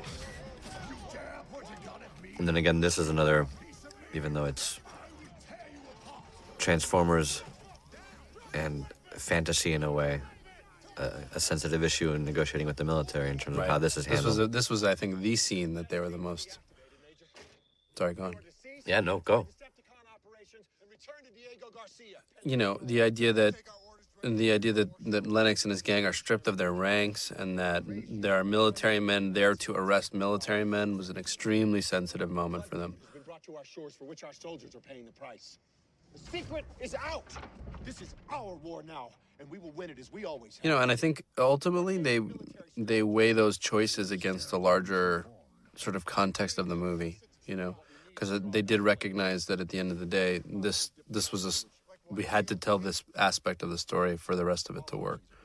And they, so then it became, all right, well, then here are the things that we're going to need from you if you're going to do it. Here's how we need you to portray it. And ironically, not ironically, but we would have kicked back if we felt like it were somehow hurting the drama of the movie. Actually, the more you protect everybody, the better it is. Yeah, weirdly, it made the drama work. The authenticity of it and the drama started getting ramped up the more we paid attention to it. Optimus would want.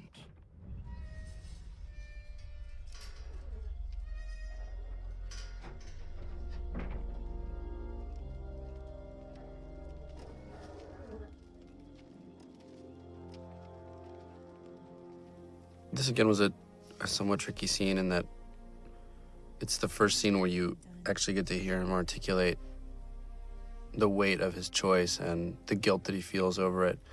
And yet, what you don't want is for the character to seem self-pitying in a way that loses the audience. And the funny thing on the Bumblebee aspect of it is that we went through a million different songs and a million different phrases from movies to piece the scene together. And that we always knew what Sam's side of it was, but,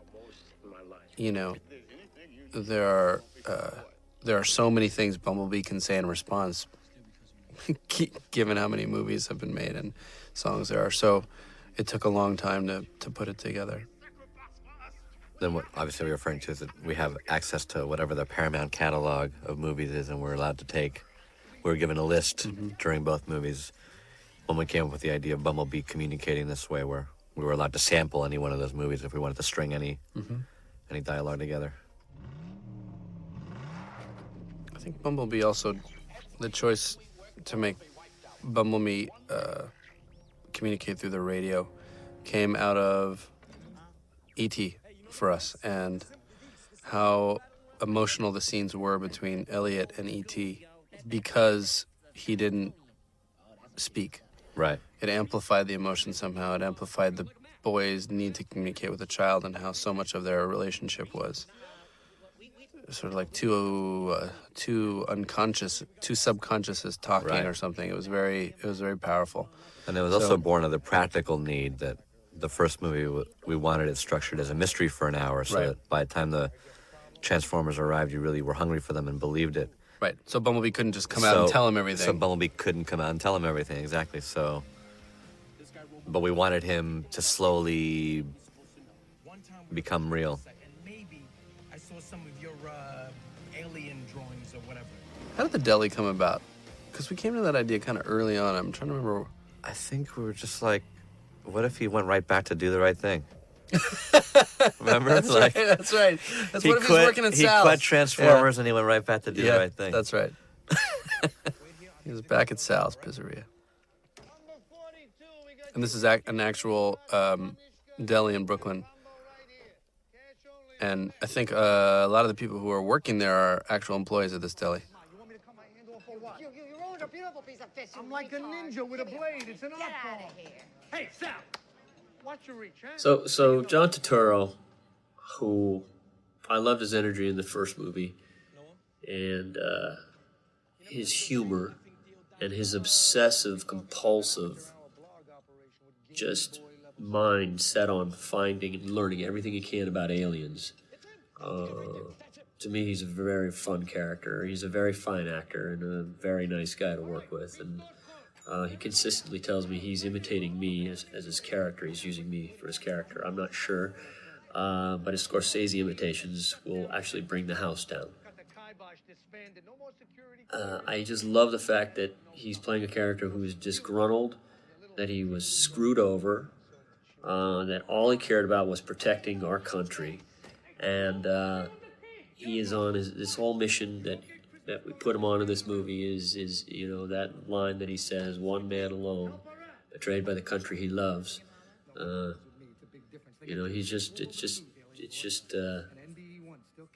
He's just so obsessive that it makes him funny, and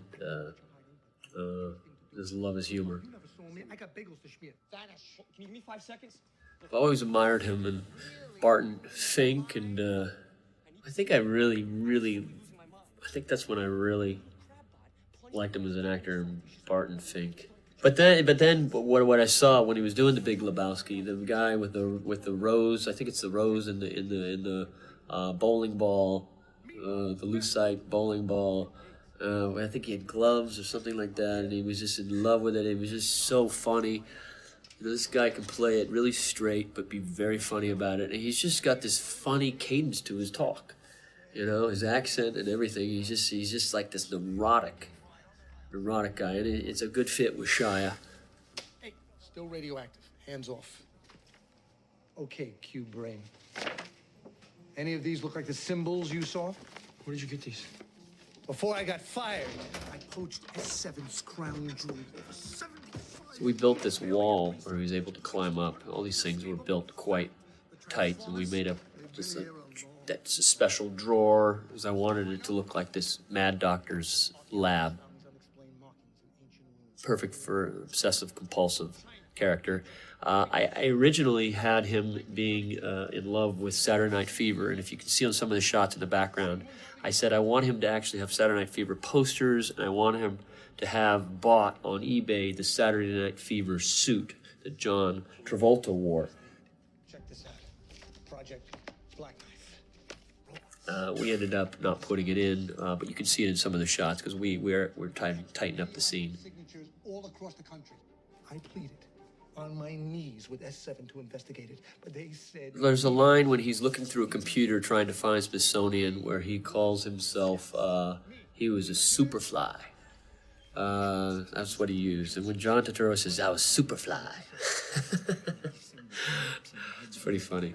Did you talk to your Autobot friends about this? I think what John really liked and what I think made us excited about putting him in the movie was the idea that the character had been booted as a result of Sam, from Sector 7 as a result of what Sam had done. And now this was his shot to go back and prove that he was right about everything. And it's kind of a redemption story for Simmons in some ways. So I think he liked that. Well, I'm going to show you to me, the most humorous moment in the entire movie for me, which makes it funny and charming. The fact that she talks to him so suite after she tortures him with a little torch. And she's got this nice, sweet, ever so kind face. And she's saying, I won't torture you. And Wheel just sits there and goes, uh-huh, uh-huh.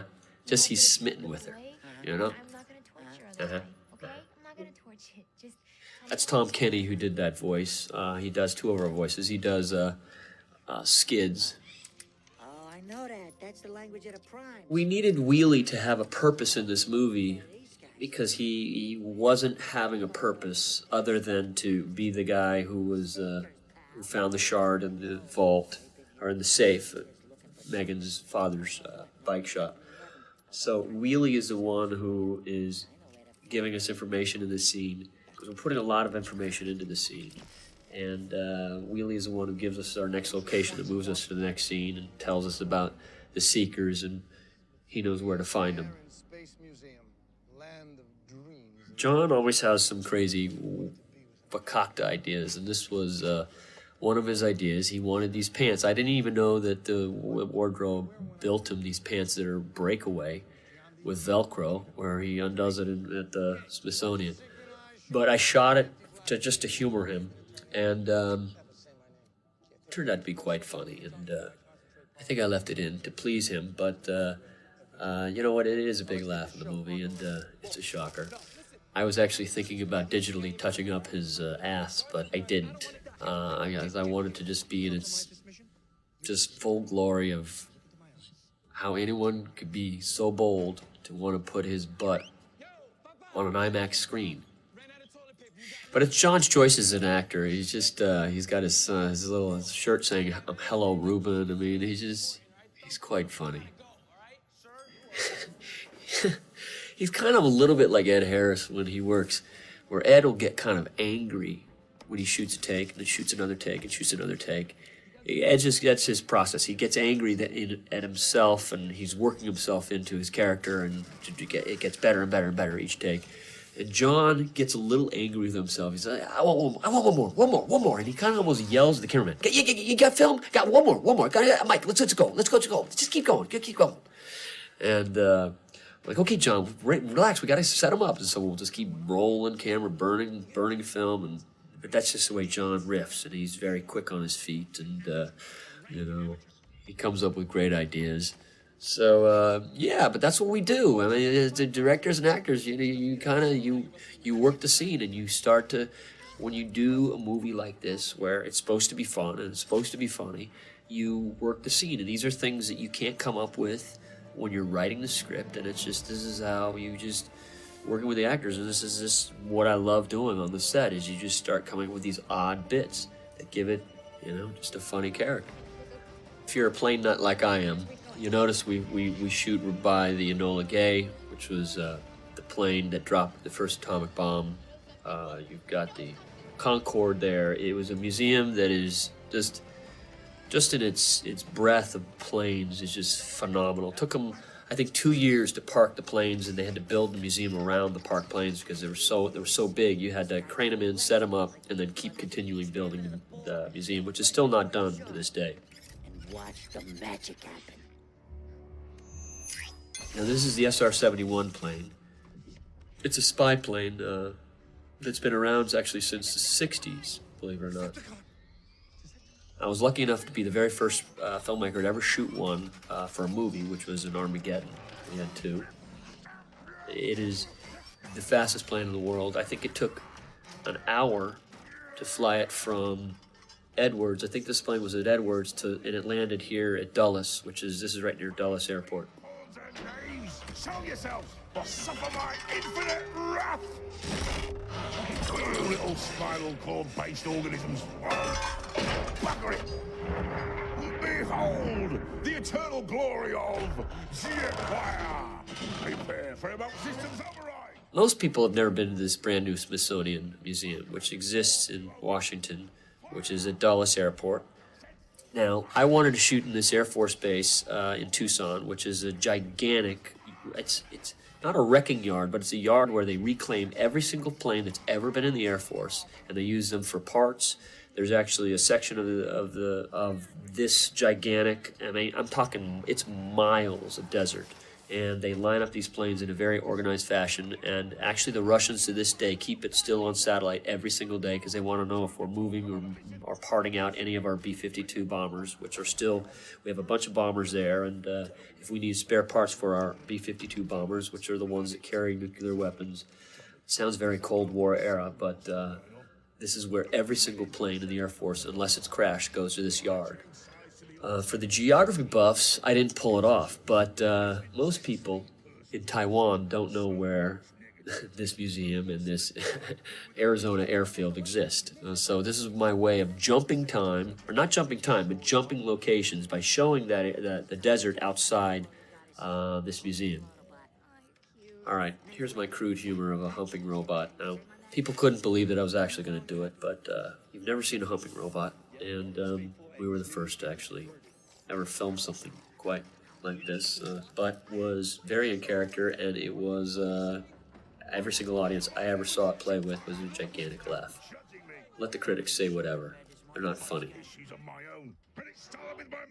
This was fun, but the character of Jetfire, just the animation of his face and the whiskers and the rusty crustiness of them all, the gruffness of him, and the reality of his face, just so close to the actors. I think it was Aaron's idea to have an old, I'm not sure, have an old Transformer. Might have been, I wanted him to be rusty and old, and I think Aaron wanted it to be some old thing, you know. I think by us spitballing together, the idea of that was fresh is to just try to make a Transformer that was just really rusty and old and not some shiny Porsche or Corvette. The characterization of him was, it took so many voice actors to go through. We had so many well-known voice actors come in and try a spin at it. Even John Turturro did a spin at him as playing a Southern Baptist preacher. But it was great, but it just sounded just too much like John Turturro. But I used this guy, Mark Ryan, who I used on the first movie as just basically one of the actors that was on the set reading Optimus or Ironhide, Ratchet, whatever. He was just reading it with off camera for the actors to play off of. And he's not really a voice actor. And I called him in just to do a temp for Jetfire. And it was something that it started to grow on me. And after I think we looked at over 150 voice actors for this role.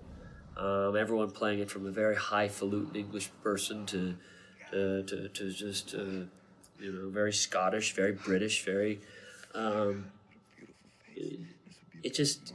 What I like about Mark Ryan is it sounds like he's a guy from the other side of the tracks. He's got kind of a working class tone to him, which I liked. Yeah, right in this script, I always told the writers we're always going to have a problem with the Jetfire scene when he's trying to give the backstory, because originally it was 12 pages long, from meeting him to going out to Egypt, and that's a lot of screen time. So we had to keep cutting it down, cutting the story, cutting the exposition, because the writers wrote a very big story, and there was a lot of story, and there's several MacGuffins, and I didn't even want to know. I didn't even want to know, because I knew it's a couple too many, but they were trying to accomplish a lot so that it'll help set up for a third one.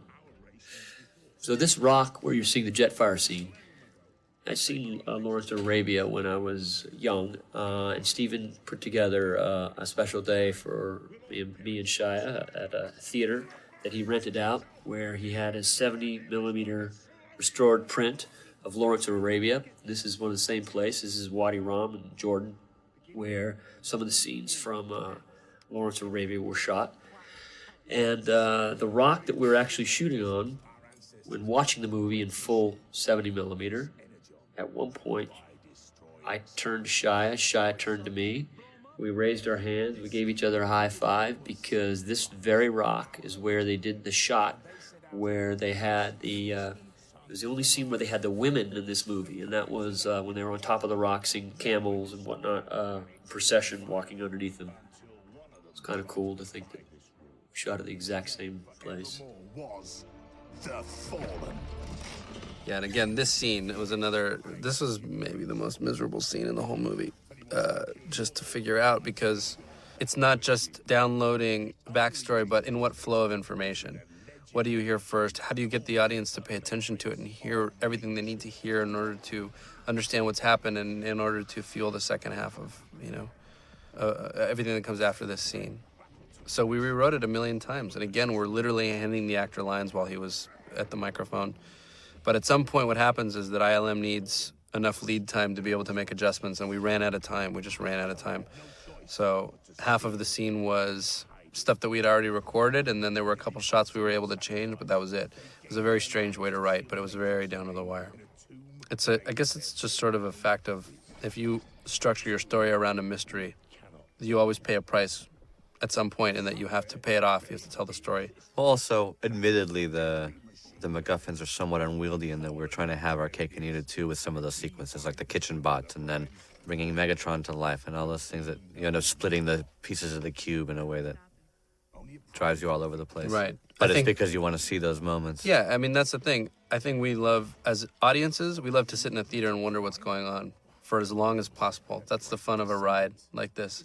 And what happens inevitably is that you have to come to a point where the audience goes, you know what? All right, I'm tired of the mystery. I need answers now. And knowing when to drop that in is very, very tricky.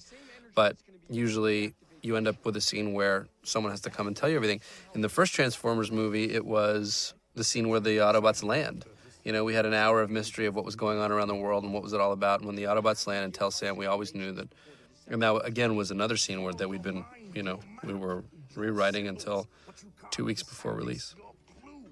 It's really true with these scenes that your first draft almost never stays, because when you have so much information, it's easy to tune it out. It's just very, very easy to tune it out. And it's important to watch scenes like this with test audiences, because it gives you a very clear indication of what they're not hearing. So afterwards, you can ask them questions about certain plot points, and did you get this, and did you hear that? And they say, yes or no. And then you have to rewrite according to that. It's very, very critical, I think, to the process of telling stories that have so much CG animation in them. Very early on, I think, actually in the first movie, we toyed with, in one of our early drafts, remember archaeologists finding drawings of Transformers on the caves in Egypt, etc. So the idea that, many of the alternative archaeological studies, some people think that aliens visited a long time ago, and some of the art and things you see represented in pyramids are similar because of some ancient influence. And so that whole theory was behind the idea of linking the pyramids and ancient artifacts to the Transformers. It's worth talking about Ian Bryce for a minute, who's been our producer on The Island and on the two Transformers movies, and who did Saving Private Ryan, and did Private Ryan and Hancock, and is as good as it gets when it comes to making things like this happen. I mean, it is not an easy thing to shoot in the Middle East, and there are so many different things you have to go through to get approvals. It's not something that they afford you very often, and you have to be very clear about what your intention is and how you want to portray their country and all the right questions that they ask, Yeah, Ian Bryce is part diplomat, part general, part magic. And never complains. Yeah. And has literally never told us that something couldn't be done, which is all you really could ever ask for. Yeah. Phone call. Here's another funny example of we had a whole sequence written that ended up being condensed down to that one scene where Sam knew that he wasn't going to be able to pick up the phone and call the soldiers. So we wrote this whole scene that Michael was literally about to shoot until we were doing rehearsals, where Sam called Lennox and Epps' wives. In a coded way. And said, here's what I need you to tell them. And then they called their husbands in a coded way, told them how to get to the location in Egypt. And it was this whole sort of funny gag where the language of marriage was being used to convey information. Nobody cares. So anyway, that all went away.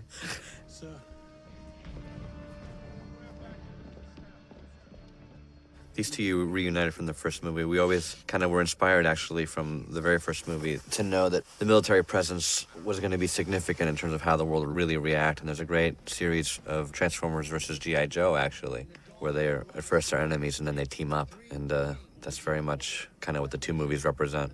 They'll make that movie one day. Well, G.I. Joe, as we're recording this, is about to come out this summer. So I'd be curious to see how that I can't wait to see it. goes. I'm really excited. And if so, then crashing these into each other would be a great thing for you to do.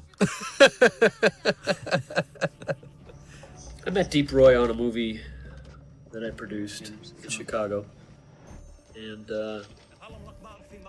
he's a great guy. Very funny guy. And it was a way to have some fun with the scene. My favorite bit is right here. He's rounding the corner and he looks so stern. But my favorite bit is when he touches the alien like this and just drags his finger across. What's great about a movie of this size is that there's room for everyone's sense of humor, including Michael's. Me and my family. This is my family. This is my son, my other son, my daughter. We're tourists from New York. New York? Yes. Yes. 50 kilometers. Look like the guy who runs my falafel stand. Okay, thank you very much. New York. I know you're from somewhere. Go, put it on the wire to the CIA. Decepticons. So this begins hour 4 of the movie. No. Michael would even admit that he wishes he had another week or two in the editing room to trim it down. You know, the dream is always to have 2 hours, but we just had too much material. It's amazing the movie got released in time, frankly. Yeah. Be part of the landscape. So those really are the pyramids at Giza.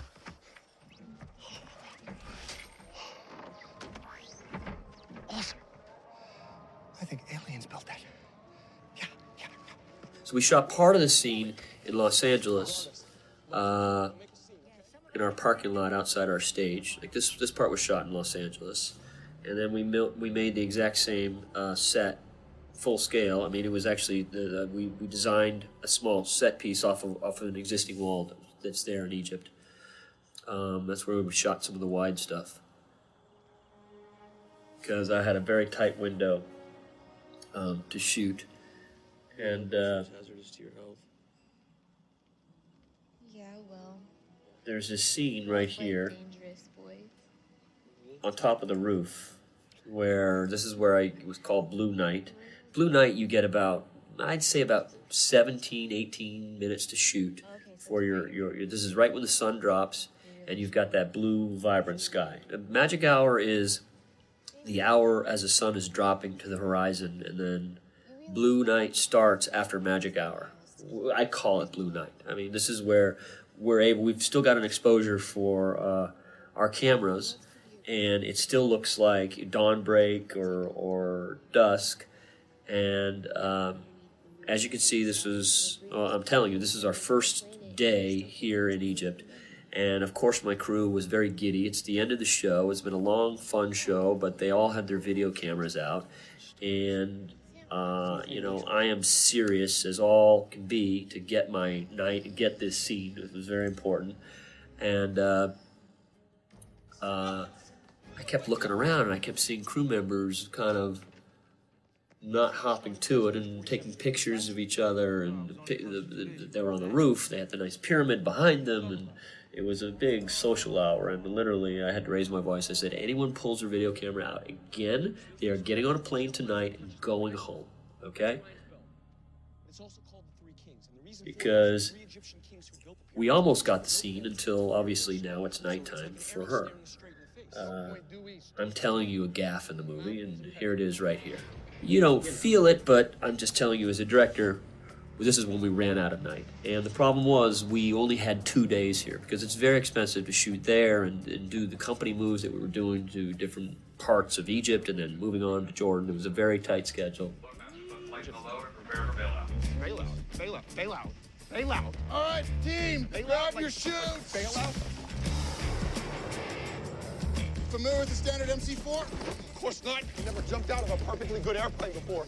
Wait a minute, is this really happening? ILM says that I go up there more than any other director. Now, I don't know, but that's what they say. But I like going up there because that's where they get more instantaneous feedback. And the thing that screws an effects house is if they don't have access to the director. Some directors don't care about effects. I care about effects. I care about them a lot. And that's one of the magic things of this movie. These things look so friggin' real. You know, we're raising the bar of effects work.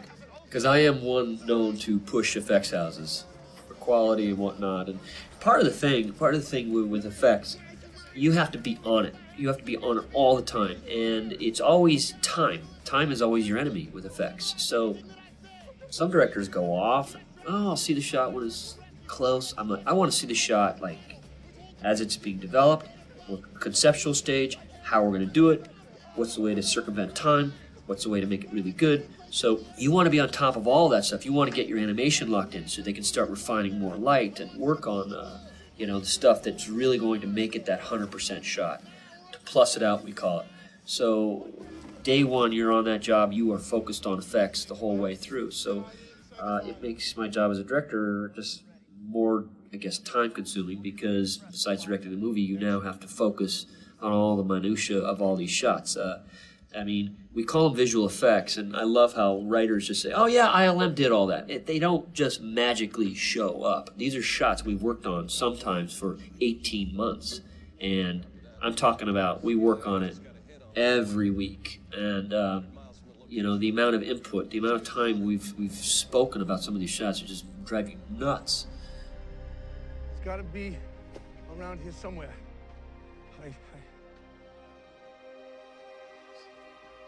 It's tough shooting in a terrain like this and getting your crew with 35 helicopter loads up to a place like Petra up here. What makes it so tough is the only way to get up here is helicopter. There's no way to carry your stuff up. This is the top of Petra. Steven shot Indiana Jones at the bottom.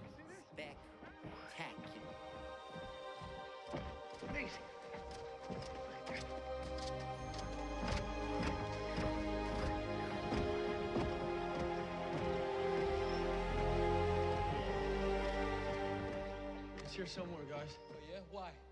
So this is the interior set. We built an interior set in Los Angeles, and then this is where it's kind of emulating what was over there. We added the arches and whatnot. This is basically just a square room when you're in Petra. But it is truly the biggest door you've ever seen. Why is it so big and it opens into a very small room? I'll never know. So I had them construct the set here. This is in LA, where I had it next to a stage door because I wanted natural sunlight to filter through.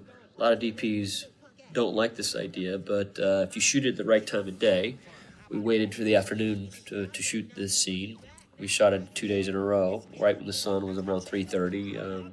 We had nice streaming in sun, and it's something you can't really imitate with lights. DP's always afraid of it because he doesn't have total control, and the sun moves, and it's just DP's like total control, but you can't imitate the sun. You just can't always imitate that feel of the sun and that quality. And, by bouncing a gold griff, Ben wanted to light it a little different. And I'm like, Ben, we're putting a gold griff here to bounce it in. That's how we get these nice gold colors. Looks like the sun. It is the sun. This set was built next to this, the tomb set, which is combined with this set. It's a breakaway wall, and Nigel, my production designer, found this is all carved foam inside of here, and it takes one of the best sculptors in the business here months to carve this stuff, and Nigel was able to find real metallized coating, which gave it this metal feel. So it's kind of a new invention. It's a light kind of spray kind of stuff. They were very excited about it. I mean, when I saw the look of it, I was very excited about it because it really makes it look like metal and it's not painted. And it was very small. We're using flashlights here. We had a few little lights on the side, but the actors are actually lighting each other. And we're telling them where to put their flashlights and move them around. And then we had some additional ones that Ben or I would kind of move around. And they were lighting each other. It was pretty fun. The theory of the matrix of leadership as it had been presented in all the comics and in the cartoons the idea was it was something that you had to earn, that Right. your leadership had to be demonstrated in order for you to get it. And that ultimately felt like tying that into the mythology of the original primes who had sacrificed themselves and had put their spirits into the matrix, and that only someone who evidenced those qualities would be able to earn the matrix. And again, Shia's whole demeanor along those lines changes from Optimus's death, and he's the old Sam Witwicky in a way up until that moment. Right. And for the rest of the movie, you can even see it in the way he carries himself. He's a little bit more that he. Well, he has a the different leadership. drive. Yeah. His drive is to avenge his friend's death and save his friend's life. This was another scene that we actually ended up doing some reshoots on, because the idea that Sam had faith and that he somehow knew that at the end of this journey, grabbing this dust, Possibly propelled from the wisdom in his mind Right. subconsciously. right, it wasn't landing enough in the lines that we had shot originally, and so we added some ADR and we did shoot a couple extra lines, and I think it did help sell the ending ultimately. So when these guys are diving out of the plane, this is an Air Force team. Right here, this is my camera right here. I'm hand holding it, and I'm on a strap, but I'm looking out. I've got like a 3-foot gap with an open door there, looking down 10,000 feet. Kind of a wild feeling. You think you can bring him back to life with that pixie dust? Absolutely. Let's go. That goat didn't get hurt, by the way. Apparently, we discovered that's what goats do.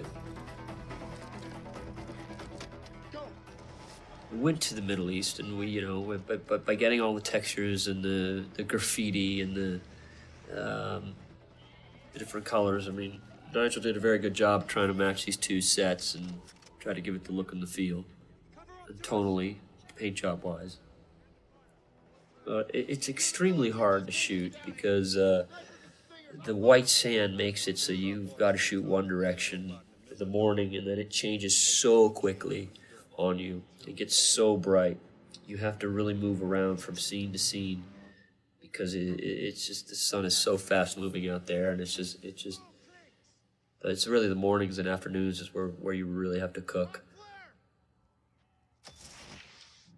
Well, the thing is, you just got to know you have to know the movie in your head, so that you got to be very nimble, and you try to plan it out, but things do happen, and sometimes when it clouds up, it's just a murky mess. I mean, sometimes there were some thunderheads were out there, and it would just murk up the sky, and literally it makes it unshootable, because if you have an overcast sky, there's no contrast on the sand, so it just looks like dog crap. So you've got to be very nimble. Can't take that guy anymore.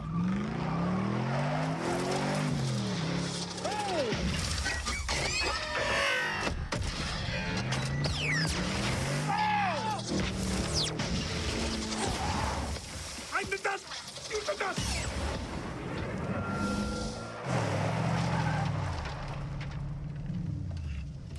This was a very tricky sequence to put together, because Michael, when he went scouting, saw a bunch of locations that he knew he wanted to shoot at.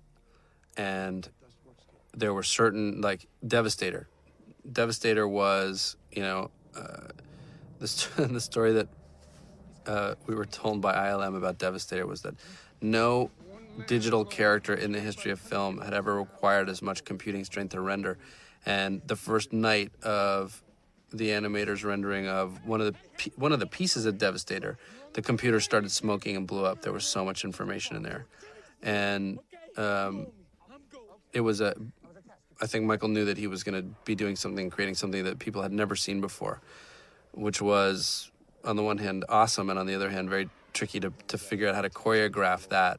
At one point, one of the execs at DreamWorks said to us, the weird thing about it is that Devastator is such a massive character. He could literally be the bad guy of your movie, and yet he's sort of just one of the many Decepticons that you meet along the way.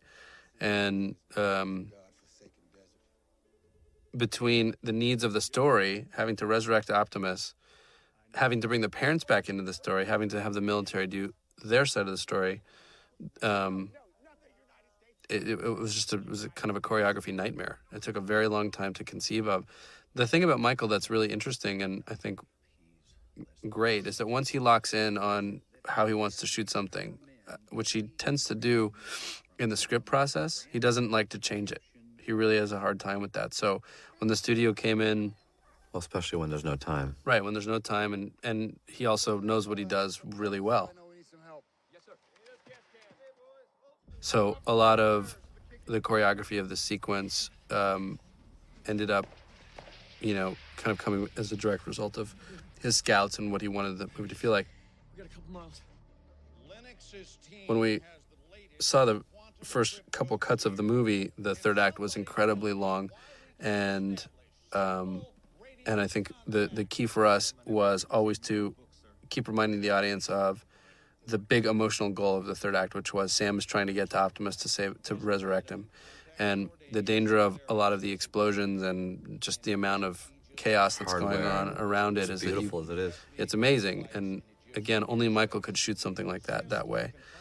Is that you can sometimes forget what the big emotional idea of the story is. A shot from Eagle Eye, by the way. I'll say. Right on. Yeah, one from Mission Impossible 3 earlier. So that's a tricky thing. Both movies that Alex Kurtzman worked on, by the way. You were there too. Oh, right. Anyway, that's a hard thing to do, and I think that's it feels like in post our job is mostly to keep pushing on those buttons. It's just what's the big emotional story. And yet simultaneously I'm reminded of a quote from Full Metal Jacket where Matthew Modine says, I always wanted to join so I could go to foreign places and explore new cultures and meet new people and kill them and blow them up. What do you think?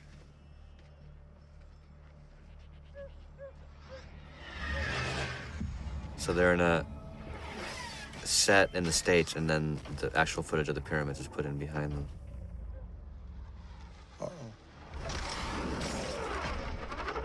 Master, sorry to be the bearer of bad news. And they actually let Megatron film on the pyramids. We were very lucky that way. All this stuff was very last minute as well, because one of the problems that we were having in cutting the movie together was that we were losing the Decepticons' objective, in that the machine was revealed to be under the pyramid. But how do you turn it on? Well, you need the Matrix to turn it on. That's why they've been going on this journey the whole time. There's like 6 MacGuffins in this movie. It's insane. I hope people follow it. But we ended up, again, the benefit of CG characters is that you can have them articulate what it is that you want the audience to know. So we ended up. And only knowing that was a process from the first movie, would we ever have dared to go into this with the time constraints? Yeah. We know that we're going to be on the other side, focusing it more. Whatever he has, he thinks it'll bring Optimus back to life. So our mission is to find him and get him to Optimus. All right, we're going to drop fire from the left flank. I need a scout team. The thing about IMAX, and the thing that makes it so challenging, is that IMAX cameras, what makes it kind of bizarre to look at, the way it photographs, is these shallow lenses. The depth of field is massive. That stone wall in the back is so far away. These machines are so big, but everything's in focus.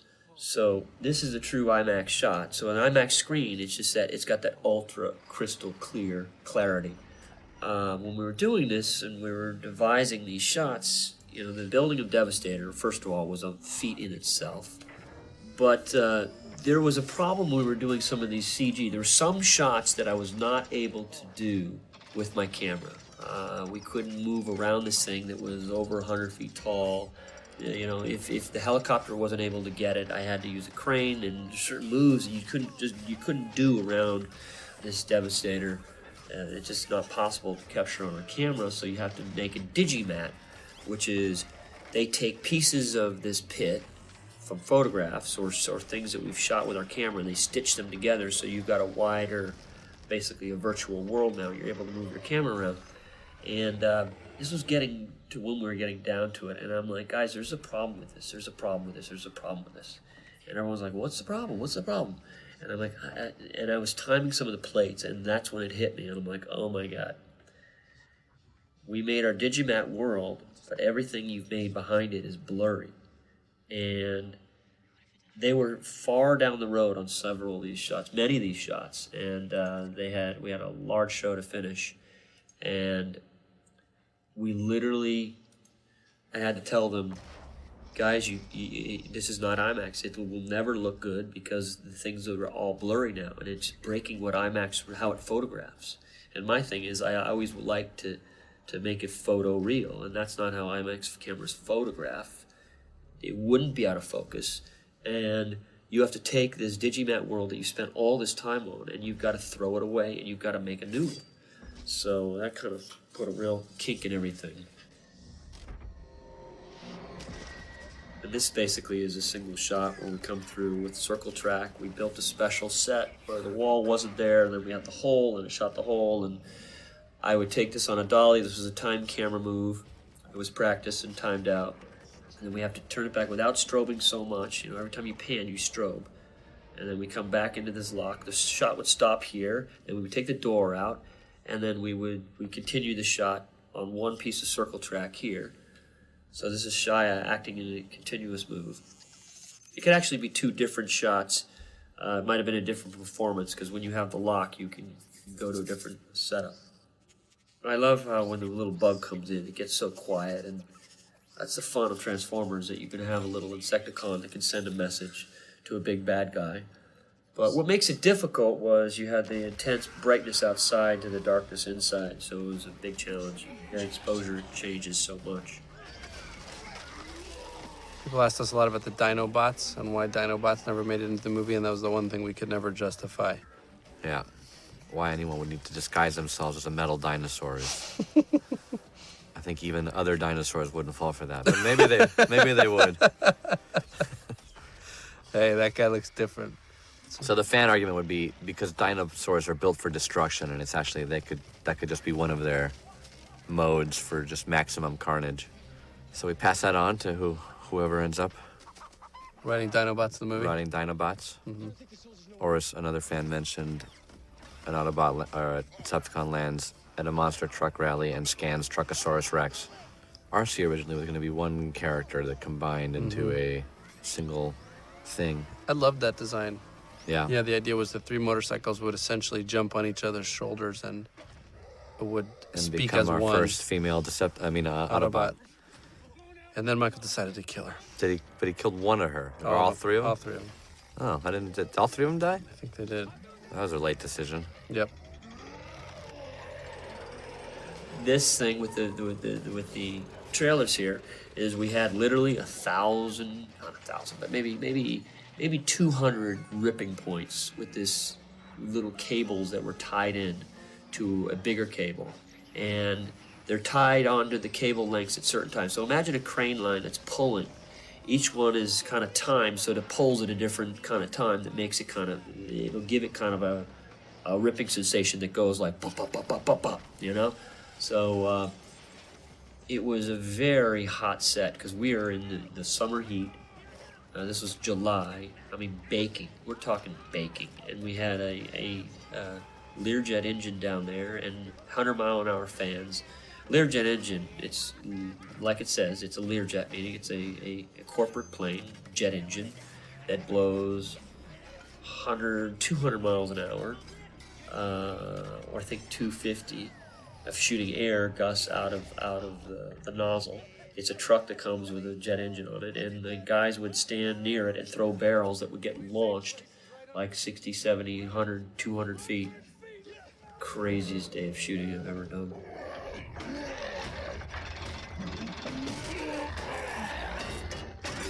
You're never eating me. I'm gonna bust your face up.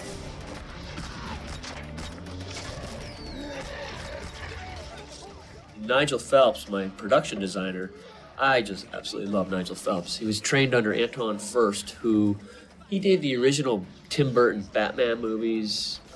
Nigel was an incredible, he could sketch just incredibly well, which is so rare for production designers. but he's got a book the size of like a 4-inch little notepad, and he writes with his little fine little architectural pencil, and he can show you his designs. I worked with him on the island. I've worked with him so many years. I've worked on my videos and whatnot. But he would draw a sketch about be the size of a postage stamp. He said, "Yeah, I'd like it to look this. I'd like it to be like this. It'd look great." And then all of a sudden the set is like 3 football fields long. And I'm like, "Dude, what are you doing?" And he show you this little postage stamp, which is, I think this is his way of getting away with going over budget. But anyway, I made sure he didn't go over budget this time. But he built a great set in New Mexico. It took us about 4 or 5 months to build. Anyway, we built this maquette. A maquette is a miniature model of what the town's going to be. We first started out with Google Earth, and then in terms of where the sand dunes are, and then we did, I think, more helicopter shots of the area, so we can just lay out how far and how long the set was. I think our set was like 900 feet, 1,000 feet. Largest set I've ever worked on. And actually building pillars, they just don't build them that high in movies nowadays. We talked to John Hoskins. Those pillars are, I think, 40 feet tall, incredibly thick. And so what we did is we fly out to the location, and we would put markers out there, like different cones and whatnot, so that we can kind of see how far we want our set. And then we build our maquette, which is a model which is probably, I don't know, maybe it was 18 feet long, where it was when we sculpt miniature pieces and we'd start placing the models around. Once we identified the style of what we wanted our set to be, in terms of the different illustrations and stuff. And then once we have the maquette, we were able to pinpoint where we wanted different explosions, and I was trying to show, it's basically, like using a little army set and saying, okay, this is where the war is going to take place, and this is where our nest team's going to be, and this is where the kids are going to run through, and this is the maze we're going to go through from this shot to this shot to this shot, so that we can actually build all our physical effects, from explosions to breakaway walls to things that crash through to things where I need my cameras to poke through. So we actually built it all into the set. And trust me, it's a very important thing to do that before you're on the set. It saves you a tremendous amount of time. We literally mapped where every single built-in explosion was, and then we had certain pillars that were meant to break and fall in certain ways, and so you can see that happening on the set. Literally, we had this gigantic, we had a notebook full of like, okay, this hit is there, that's there, and it was just a very well-organized set. This was this scene this was our day in New Mexico, where I woke up and looked out the blinds and it was pouring. I'm talking pouring rain. And I went back to bed. And then Mike Case, my assistant, called me and he goes, "Mike, you're not getting up?" I go, "No, it's raining." I wanted that extra hour of sleep. I'm like, oh, sometimes you pray for these days. You hate them because it costs $200,000 or $300,000 of a wasted day, your crew sitting on your haunches. And so I basically got on the horn, tried to sleep for 20 minutes, and I'm like, okay, you know what? Let's shoot this scene with the parents, and we'll bury it into some little alleyway. So I kind of called in the scene, because Casey, my AD, he says, "Bud, it's bad out here. You don't want to come." And so I think I slept for about 20 minutes, and I woke up and I said, no, we're not going to let the day waste. And then I called the scene in, because the hotel from the location is about 40 minutes away. I said, bury it into that alleyway where we can kind of light it and control it. And I mean, if you look around, I mean, it is raining. You see the wet top, and that sand is fully wet. But film, you can get away with stuff like this. And, people panic that you can't really see raindrops on film. And it really, you get away with bloody murder on film.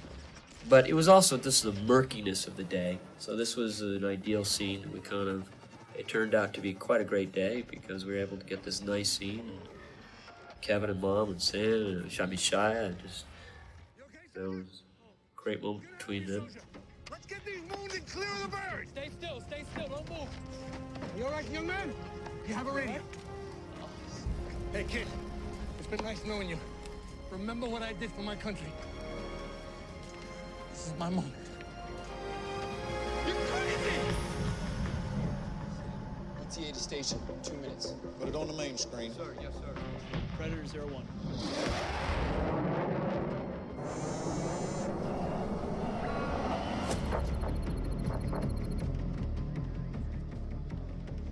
Oh, shit, it's a trick. Commence Operation Firestorm. Send everyone. Get those Marines. This is Warlord rolling strike packages Alpha. Task Force Ripper. Execute light. That's me actually operating the IMAX camera with this guy in the yellow suit right there. You no idea what speed is all about until you're on an aircraft carrier and see these things launch off there. They go from 0 to 160 in less than 2 seconds. The whine of the engine, the sound coming out of that jet engine that is just violent. That's why they say it's one of the most dangerous places to work.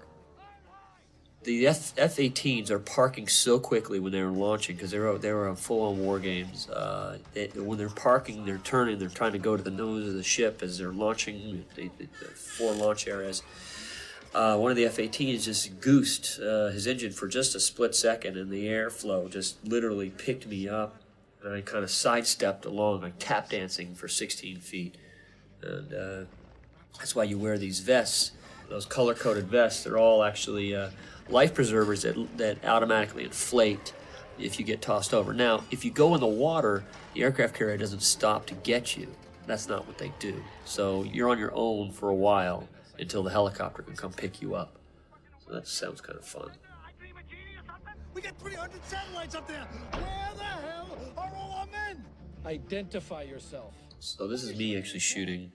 I wanted to be the one to shoot this. I shot with my little Airflex 235 handheld with the tutorial on the pyramid. We're about, I'd say, 20 brick heights up. Some of that is a set in LA, but most of the scene was shot. Like this is shot real. Him doing the dialogue there. The great pyramid, the Giza pyramid behind. This team right here, this amphibious thing, this is LCAC, and these are tanks coming down. These are the Marines. They're based down in Pendleton. I was so impressed with the Marines. I got to the location. It was kind of it was literally the last thing we ever shot in this movie. And these guys are like a football team. And they like, sir, we're ready for you. And I just wanted to move. They had like, you saw how many vehicles they had there. They had a lot of vehicles. And I said, all right, we need to stage this, move this over here and whatever. And literally, I'm telling you, within 10 minutes, this stuff was moved. I mean, I have never seen anything move so fast and guys get so in line so quickly. I was very impressed. And I said to the guy running it, I said, you guys are really impressive. And he goes, well, that's the Marines. They teach you. That's one of our things that we teach. They teach that we are very self-motivated. We're very, the hierarchy, I think, is a little less. And they're known for a fast response and the first responders and truly impressive group. I was able to shoot that thing. It was literally about 3 hours of shooting. It's just the Marines' efficiency was staggering to watch. To move all those vehicles that fast, literally replaced them all in 10 minutes. Never seen anything like it.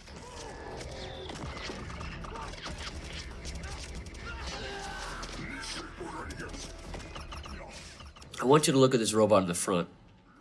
Look how this little bitch fights. Look, boom. Dead. Gone. All right, take a look on his arm right there. T1000 it says. You need to stop your Blu-ray and you'll see T1000 tacked onto his arm. Terminator was coming out this summer and they had the T1000 robot. The only reason why I put that in as a little Easter egg is because I was walking by when I was at ILM doing my routine, going by every station. I looked and I said, wait a minute, that's my shot.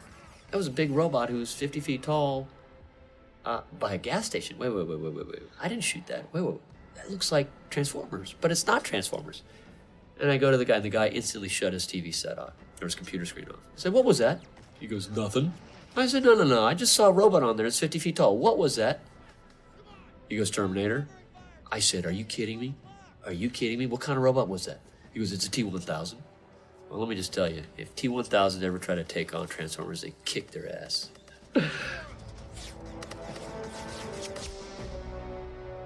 But we know early on that as part of the sort of the structure that it's going to be, you go away, you choose not to be involved. That causes the death of Prime at the midpoint.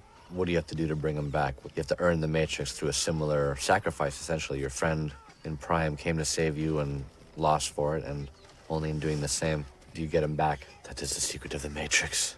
It also tied into, without hopefully being redundant, the idea in the first movie. No sacrifice, no victory. But to the idea that in the original animated movie and in the original cartoon in general, and this is something that many fans had a hard time accepting at first, the idea that the human story is as important as the Transformers story. In the cartoons, you could absolutely very much center merely on the Transformers, the Decepticons, the Autobots, even though they did have the Sam character, but they were very peripheral. And certainly the show and the comics were not from their point of view. One of the breakthroughs that I think we had to make for live action, and one of the things that Spielberg led us to in agreeing that the focus had to be, if you were going to summarize the first movie, A Boy in His Car, that immediately implies that he agreed and understood that the point of view had to be human.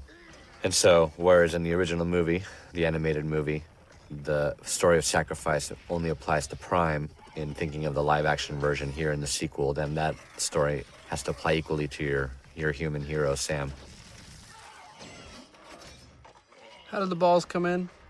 I think when we knew he was a Constructicon, that's something you, me, and Aaron came up with. I'm not taking credit for that. But then I think the line of, I think one of those great compromises, like, Michael, we can have a great sight gag, subtle, and he can go, and then Turturro says he's underneath the enemy scrotum.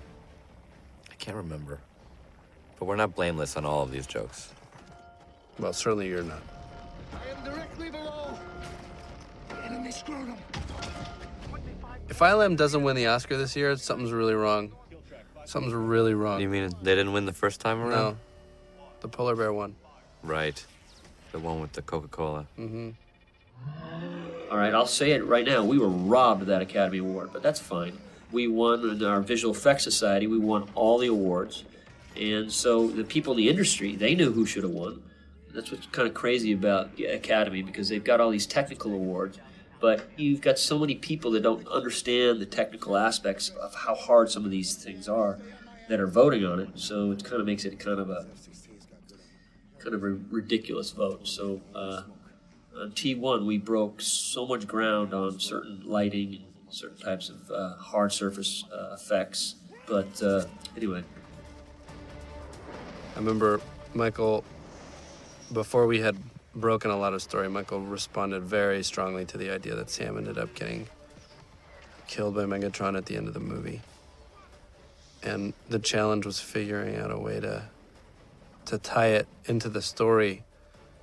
He didn't want him to die permanently. He just loved the drama of it. And so figuring out how to tie that into the story of sacrifice was, again, Michael sets these mandates, and then we have to give story logic to it. And I think, for me anyway, the idea of the Phantom Zone and Superman was a big part of what got us thinking about the idea of Sam seeing the primes and going to whatever ethereal other world that was. We had a version of that in the first draft of the first movie. We did, in the very first draft. Do you remember what the context was? It's when he fell off the building. Right, when he fell off the building. Right. The cube somehow transported him there. Mm-hmm. It's not that he died, it's that he was sort of space bridged over. Right, it was the fact that he was willing to sacrifice himself. So sort of a similar idea of like earning the Matrix, right? Yep. Are there any ideas that we had for 2 that we threw out, just so because they'll probably end up in 3? We actually used them in Star Trek.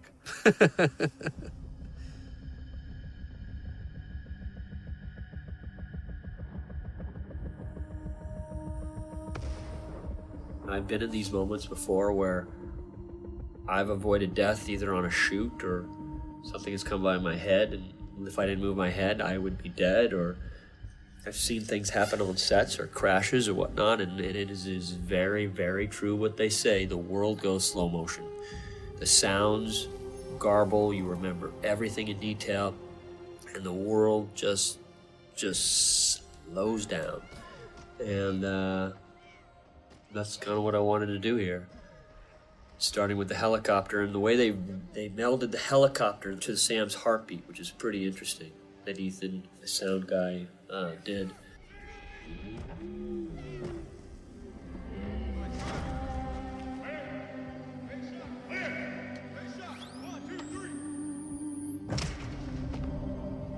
But actually, I remember in the first movie, we toyed with using the matrix of leadership, and they said, no, it's too close to the matrix. Mm-hmm. And I guess by the time the second movie came around, enough time had passed. Listen to my voice. I love you. And I need you. Please. Please come back to me. Sam, please. I love you.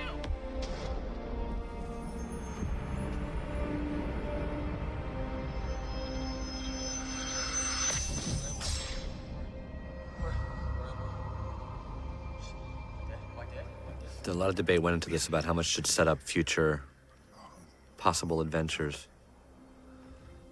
Although I know... in terms of what the Prime said. Yeah, what they said and what they imply, and there's certainly material here to mine. However, I think it was all of our intentions, always with Michael included, in both movies, to just try and do one movie at a time and not... It's very tough to not think save about anything, yeah. Yeah, we have a very hard time thinking in those terms, just because it feels like 50-50. Sometimes we can, but I think for the Transformers, that's just what we all collectively decided.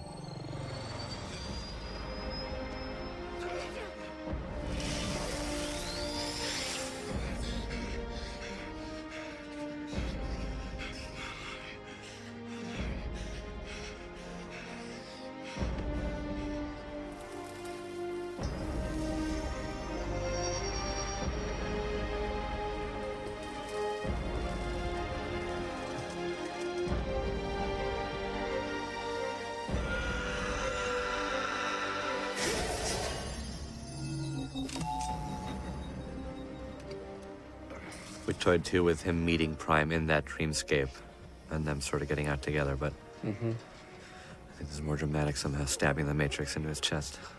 I think we decided against it because ultimately it would be like he was coming back twice. Right. And it was Sam's victory. Right.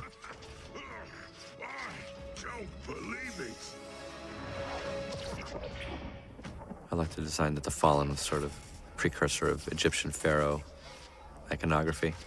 The other thing was that, at least in intention, I'm not sure how much it comes across now, but the idea was that the Decepticon symbol had come from the Fallen's face. Right. I mean, I think if you look at it carefully, you see it.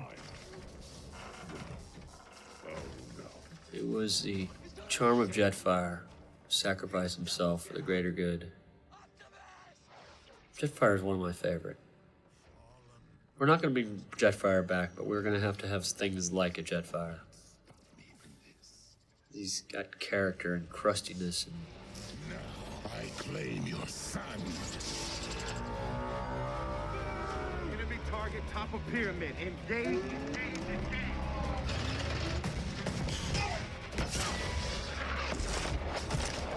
In moments we'll be at firing strength.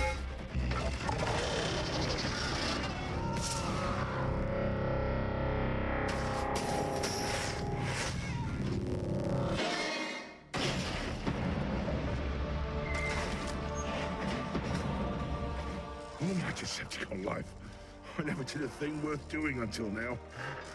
Optimus, take my parts, and you will have a power you've never known. Fulfill your destiny.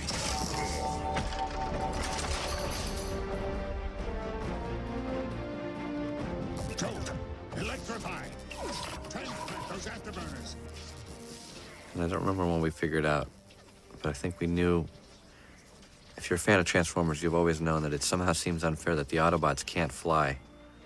They're always Autobots, and the Decepticons always seem to be jets, and you wonder why the Autobots choose to be Autobots.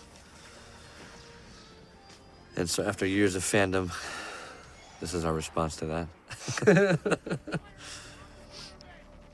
And it dovetailed with the idea that, you know, Michael wanted the ancient Transformer to sacrifice himself and somehow helped Optimus. So when we realized he was a jet.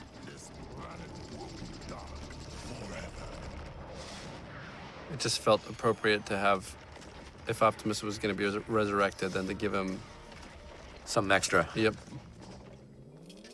Little upgrade.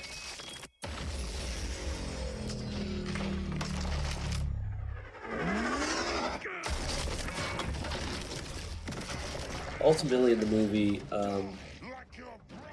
this was the area that got, I think, shafted the most. And I think it comes down to sheer time that we had to finish the movie. I think at this point in the movie, we're closing in on it fast, and I know ILM bit off more than they can chew, and there was some panic going on. So this fight wasn't everything that I would have wanted. I would have wanted to make it more brutal, more emotional, but you couldn't make it go on too long, and it's just didn't have enough time to block it out. So I apologize to the fans for that. I do like the ending shots though, when he finally rips out his spark. Part of this fight, why it makes it so difficult, is the choices of plates. Now, this was shot in Egypt, and we were running out of time, so the breadth of plates were a lot less in terms of choices than, let's say, per se, the forest. But right here, I love this. Aaron had this line, like, sometimes cowards do survive. I'm not trying to call you a coward, but sometimes cowards do survive.